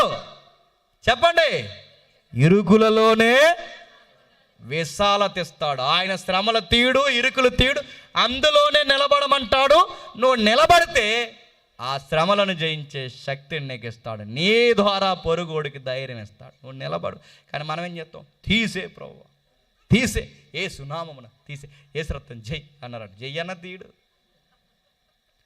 డిమాండ్ చేస్తే తీయడు, ఆయన తీయడు. నడుచుతున్నా. మీకు ఒక ఉదాహరణ చెప్పి నేను ముగిస్తాను. చాలామంది ఇలా దేవుడిని డిమాండ్ చేసేస్తున్నారు ఈ మధ్య. బలలు కొట్టేసి కింద పడిపోయి దొల్లేసి ఈ శ్రమ దినాలు ఇంకా ఎక్కువ డిమాండ్ చేసేస్తారు. నడుతున్నాను. ఆయన ఎంత డిమాండ్ చేసినా తీయడు.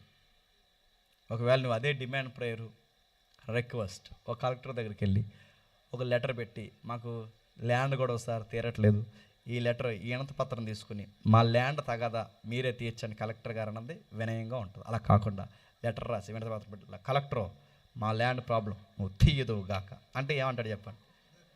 నువ్వు తీయదుగాక, నువ్వు తీయదుగాక అంటే కలెక్టర్ ఏమంటాడు? లోన్ వేసిండి అదమని అంటాడు. గుర్తెట్టుకోండి. లోకల్ పోలీస్ స్టేషన్ ఎవరైతే ఆ పోలీస్ స్టేషన్ దగ్గరికి వెళ్ళి ఆ ఎస్హెచ్ఓ ఎవరైతే ఉన్నారో ఆ స్టేషన్ అధికారి దగ్గరికి వెళ్ళి ఆయన దగ్గర ఒక లెటర్ పెట్టి, ఆ లెటర్ పెట్టి ఇలాగని, ఇదిగో మా కంప్లైంట్ లెటర్, ఎస్ఐ గారు సిఏ గారు మీరు తీసుకుందరు కాకంటే ఏమంటాడు చెప్పండి? ఎదను ముందులో అనుకూర్చోబెట్టినట్టు. ఒక పోలీస్ ఆయన దగ్గర కలెక్టర్ దగ్గర మాట్లాడుతున్నప్పుడే నువ్వు ఎంత పద్ధతిగా చాలా వినమ్రతతో నువ్వు మాట్లాడతాగా, మరి దేవునితో మాట్లాడుతున్నప్పుడు ఎందుకు డిమాండ్లు చేస్తున్నావు? డిమాండ్ చేయకుండా మనం చేయాల్సిన ప్రార్థన ఏంటి చెప్పిన? యెహోవా ఇచ్చెను యెహోవా దేశం ఏమి జరిగినను ఆయన చిత్తమే సిద్ధించుగాక. శ్రమల రాని, కానీ ఎప్పుడు గుర్తుపెట్టుకోండి, ఏ వచ్చినా కొన్ని రోజులే ఉంటాయి, కొన్ని రోజుల తర్వాత పోతాయి. అవి పోకపోతే ఎలా అంటే ఒకరోజు మనమే పోతాం, అంతే. ఇంకా అదిమించి అవి పోతాయంటే పోతాయి, లేదా మనమే పోతాం. మొత్తం మీద ఏదో నడుతుంది. ఉన్నా డబ్బులు ఉన్నా చనిపోతాం, డబ్బు లేకపోతే చనిపోతాం. శ్రమలు ఉన్నా చనిపోతాం, శ్రమలు లేకపోతే చనిపోతాం. ఈ మాత్రం దానికి అలా ముఖం ముడించుకుని చీకట్లో కూర్చుని బెంగగా ఉండడం భక్తుల లక్షణమా? రానే మనుషులుగా బాధపడండి, కానీ లూజ్ అయిపోకండి, పౌరుషం తగ్గించుకోకండి, ధైర్యంగా నిలబడండి. ఆ ధైర్యంలో దేవుని వైపు చూస్తే ఎంత కురుంగామో చెప్పండి, అంత లేవ. యోబునే లేవనెత్తిన దేవుడు చెప్పండి, నిన్ను నన్ను లేవనెత్తాడు. నేను ముగిస్తాను. ఇది చెప్పకపోతే ఈ మెసేజ్కి అర్థం పరమార్థం లేదు. యోబు కష్టాలు ఎలాగుంటే, యోబు అన్ని బాధల్లో లూజు మాటలు మాట్లాడాడు కొన్ని, అది దేవుడికి నచ్చలేదు. యోబు నోట భవిష్యత్తులో కూడా ఆ మచ్చ ఉండకూడదనే దేవుడు ఏం చేశాడు చెప్పండి? అన్ని శ్రమలు అన్నది. అంటే యోబు దృష్టిలో స్వనీతి ఉంది, అదేంటంటే నేను మంచోడిని, అది కూడా దేవుడికి నచ్చదు. ఏ భేదం లేదు, అందరూ దేవుని దృష్టిలో ఆదాము స్వభావంతో ఉన్నారు. అందుకే అది కూడా ఉండకూడదు యోబులో, అది ఉండకూడదనే భవిష్యత్తు ఎరిగిన దేవుడు యోబులో జీవితం నిన్ను అనుమతించాడు. మరో మాట చెప్తున్నా, అసలు యోబు కష్టాలు చూస్తే మనకి ఎలా అనిపిస్తే, యోబు బాధల్లో ఏదో ఒక మాట దేవుడికి నచ్చిన మాట మాట్లాడాడు, కానీ యోబు కన్నా కొన్ని వేల రెట్లు బాధలు అనుభవిస్తుంది ఎవరో తెలుసా? ప్రభు అయిన యేసుక్రీస్తు వారు. యోబుకు కలిగింది ఒక బాధ అయితే దానికి 100 రెట్లు 1000 రెట్లు బాధ కలిగింది ప్రభు అయిన యేసుక్రీస్తు వారు. ఒక్క మాట అయినా తండ్రిని తృణీకరించాడా? గెత్సేమనే వనములో స్థలంలో రక్తం కావాల్సిన రంధ్రంలో చెమట రావాల్సిన రంధ్రం నుంచి రక్తం కారుతుంటే ఆ టైంలో కూడా ఆయన ఏమన్నా చెప్పండి, నీ చిత్తమే సిద్ధించుగాక. రక్తమంతా కారిపోయి ఆయనకు దాహం వేస్తున్నప్పుడు కూడా ఆ టైంలో కూడా ఆయన అన్నమాట చెప్పిన, ప్రభా లేఖనము నెరవేరినట్లు నేను తప్పుకొనుచున్నాను. అంటే నేను దాహం వేస్తున్న నీళ్ళు తాగాలన్నా నీ వాక్యమే నెరవేరాలి, నా ఊపిరి పోతున్నా నీ వాక్యమే నెరవేరాలి, నేను భోజనం చేసిన పానం చేసిన నీ వాక్యమే. తండ్రి చిత్తము తుదముట్టించుటయ్యే చెప్పండి. ఇప్పుడు చెప్పండి, శరీరధారి అయిన దినముల్లో మహారోదన, కన్నీళ్ళు, వేదన క్రీస్తుకి ఎంత కలిగినా విధేయత చూపించాడా? అక్కడక్కడ సనిగే మాటలు మాట్లాడా? చెప్పండి. శ్రమలు వచ్చే కొలది విధేయత, శ్రమలు వచ్చే కొలది విధేయత. అంటే శ్రమలు నీకు నాకు ఏమి నేర్పించాలంటే విధేయత, విధేయత, విధేయత. అందరూ ఊర్లో బాగానే ఉండగా నీకే ఎందుకు బాధలు వస్తున్నాయంటే ఈ మాట మీరు గుర్తుపెట్టుకోండి, నువ్వు సెపరేట్ ఇమేజ్ ఆయన గుర్తుపెట్టుకో. అందుకే నీకు ఇస్తున్నాడు బాధలు. ప్రపంచ దేశాల్లో చాలామంది ఉన్నారు, యోబుకే ఎందుకని బాధలు పెట్టాడు? యోబు అంటే ఇష్టం దేవుడికి, తన ఇష్టమైన పిల్లలని దేవుడు బాధల గుండా నడిపిస్తాడు. కానీ నీకే బాధలు వస్తున్నప్పుడు అలా అనుకో ప్రార్థనలో, నాకే ఎందుకు వస్తుందంటే నేనంటే నీకు ఇష్టం ప్రభు, అందుకే ఎవరికి లేని బాధలు చెప్పండి నాకు పెడుతుంది, ఎవరికి లేని అవమానాలు నాకు పెడుతుంది, ఎవరికి లేని ఇక్కట్లు నాకు పెడుతుంది. ఎందుకంటే నాలో ఇంకా ఏదో నాణ్యత చెప్పండి నువ్వు చూడాలనుకుంటున్నావు. ప్రవ్వా ఎన్నొచ్చినా మోకాలేసి ఆకాశం చేతులెత్తి నువ్వు ఎంతైనా నువ్వు నమ్మదగిన వాడవని నేను అంటాను ప్రవ్వా అని మనం అనేంత వరకు మన దేవుడు మనం రుద్దుతూనే చెప్పండి ఉంటాడు. ఈ దేవుడు ఎలాంటివాడంటే సాతాను కానీ గోకి మన జీవితంలోకి రప్పిస్తాడు, శ్రమలను పిలిచి మన జీవితంలోకి రప్పిస్తాడు. మనం సరే ఎంతవరకు ఎన్ని బాధలు పెట్టాలో చెప్పండి అన్ని బాధలు పెడతాడు. శ్రమ దినాల్లో యేసు శ్రమలు జ్ఞాపకం చేసుకుంటున్న మనకు శ్రమలు వచ్చినప్పుడు ఇదిగో ఈ రాత్రి చెప్పిన మాటలు కూడా జ్ఞాపకం చేసుకోండి. ప్రభువుని యోబులో నుంచి చూడండి, ప్రభువుని యోబు కళ్ళద్దాల్లో నుంచి చూడండి. ప్రభు పడిన బాధల ముందు యోబు బాధలే కాదు. అసలు యోబు పడిన బాధల ముందు మన బాధలే. ఈ మాత్రం బాధకు మనం ఏడడం సబవే కాదు, ఈరోజు ఉంటే రేపు పోతాయి. ఆ మాత్రం దానికి దేవుడిని డిమాండ్ చేయకండి. దేవుడిని అడగాల్సిందల్లా ఒకటి, ప్రభువా నీకు నచ్చంది ఏదన్నా ఉంటే నాలో సరిచేయి. ఒకరోజు నువ్వన్నా రావచ్చు, నేనైనా పోవచ్చు, రెండిట్లో ఏది జరిగినా నీ ఎదుట యథార్థంగా ఉండేలాగా నన్ను ఆశీర్వదించి ప్రభు అని ఎవరైతే అంటారో తగిన సమయంలో సమస్తము సమకూర్చి మన దేవుడు మన జీవితాల్లో నవ్వులు నింపుతాడు. అందరికీ నవ్వులు నింపును గాక. ఆమె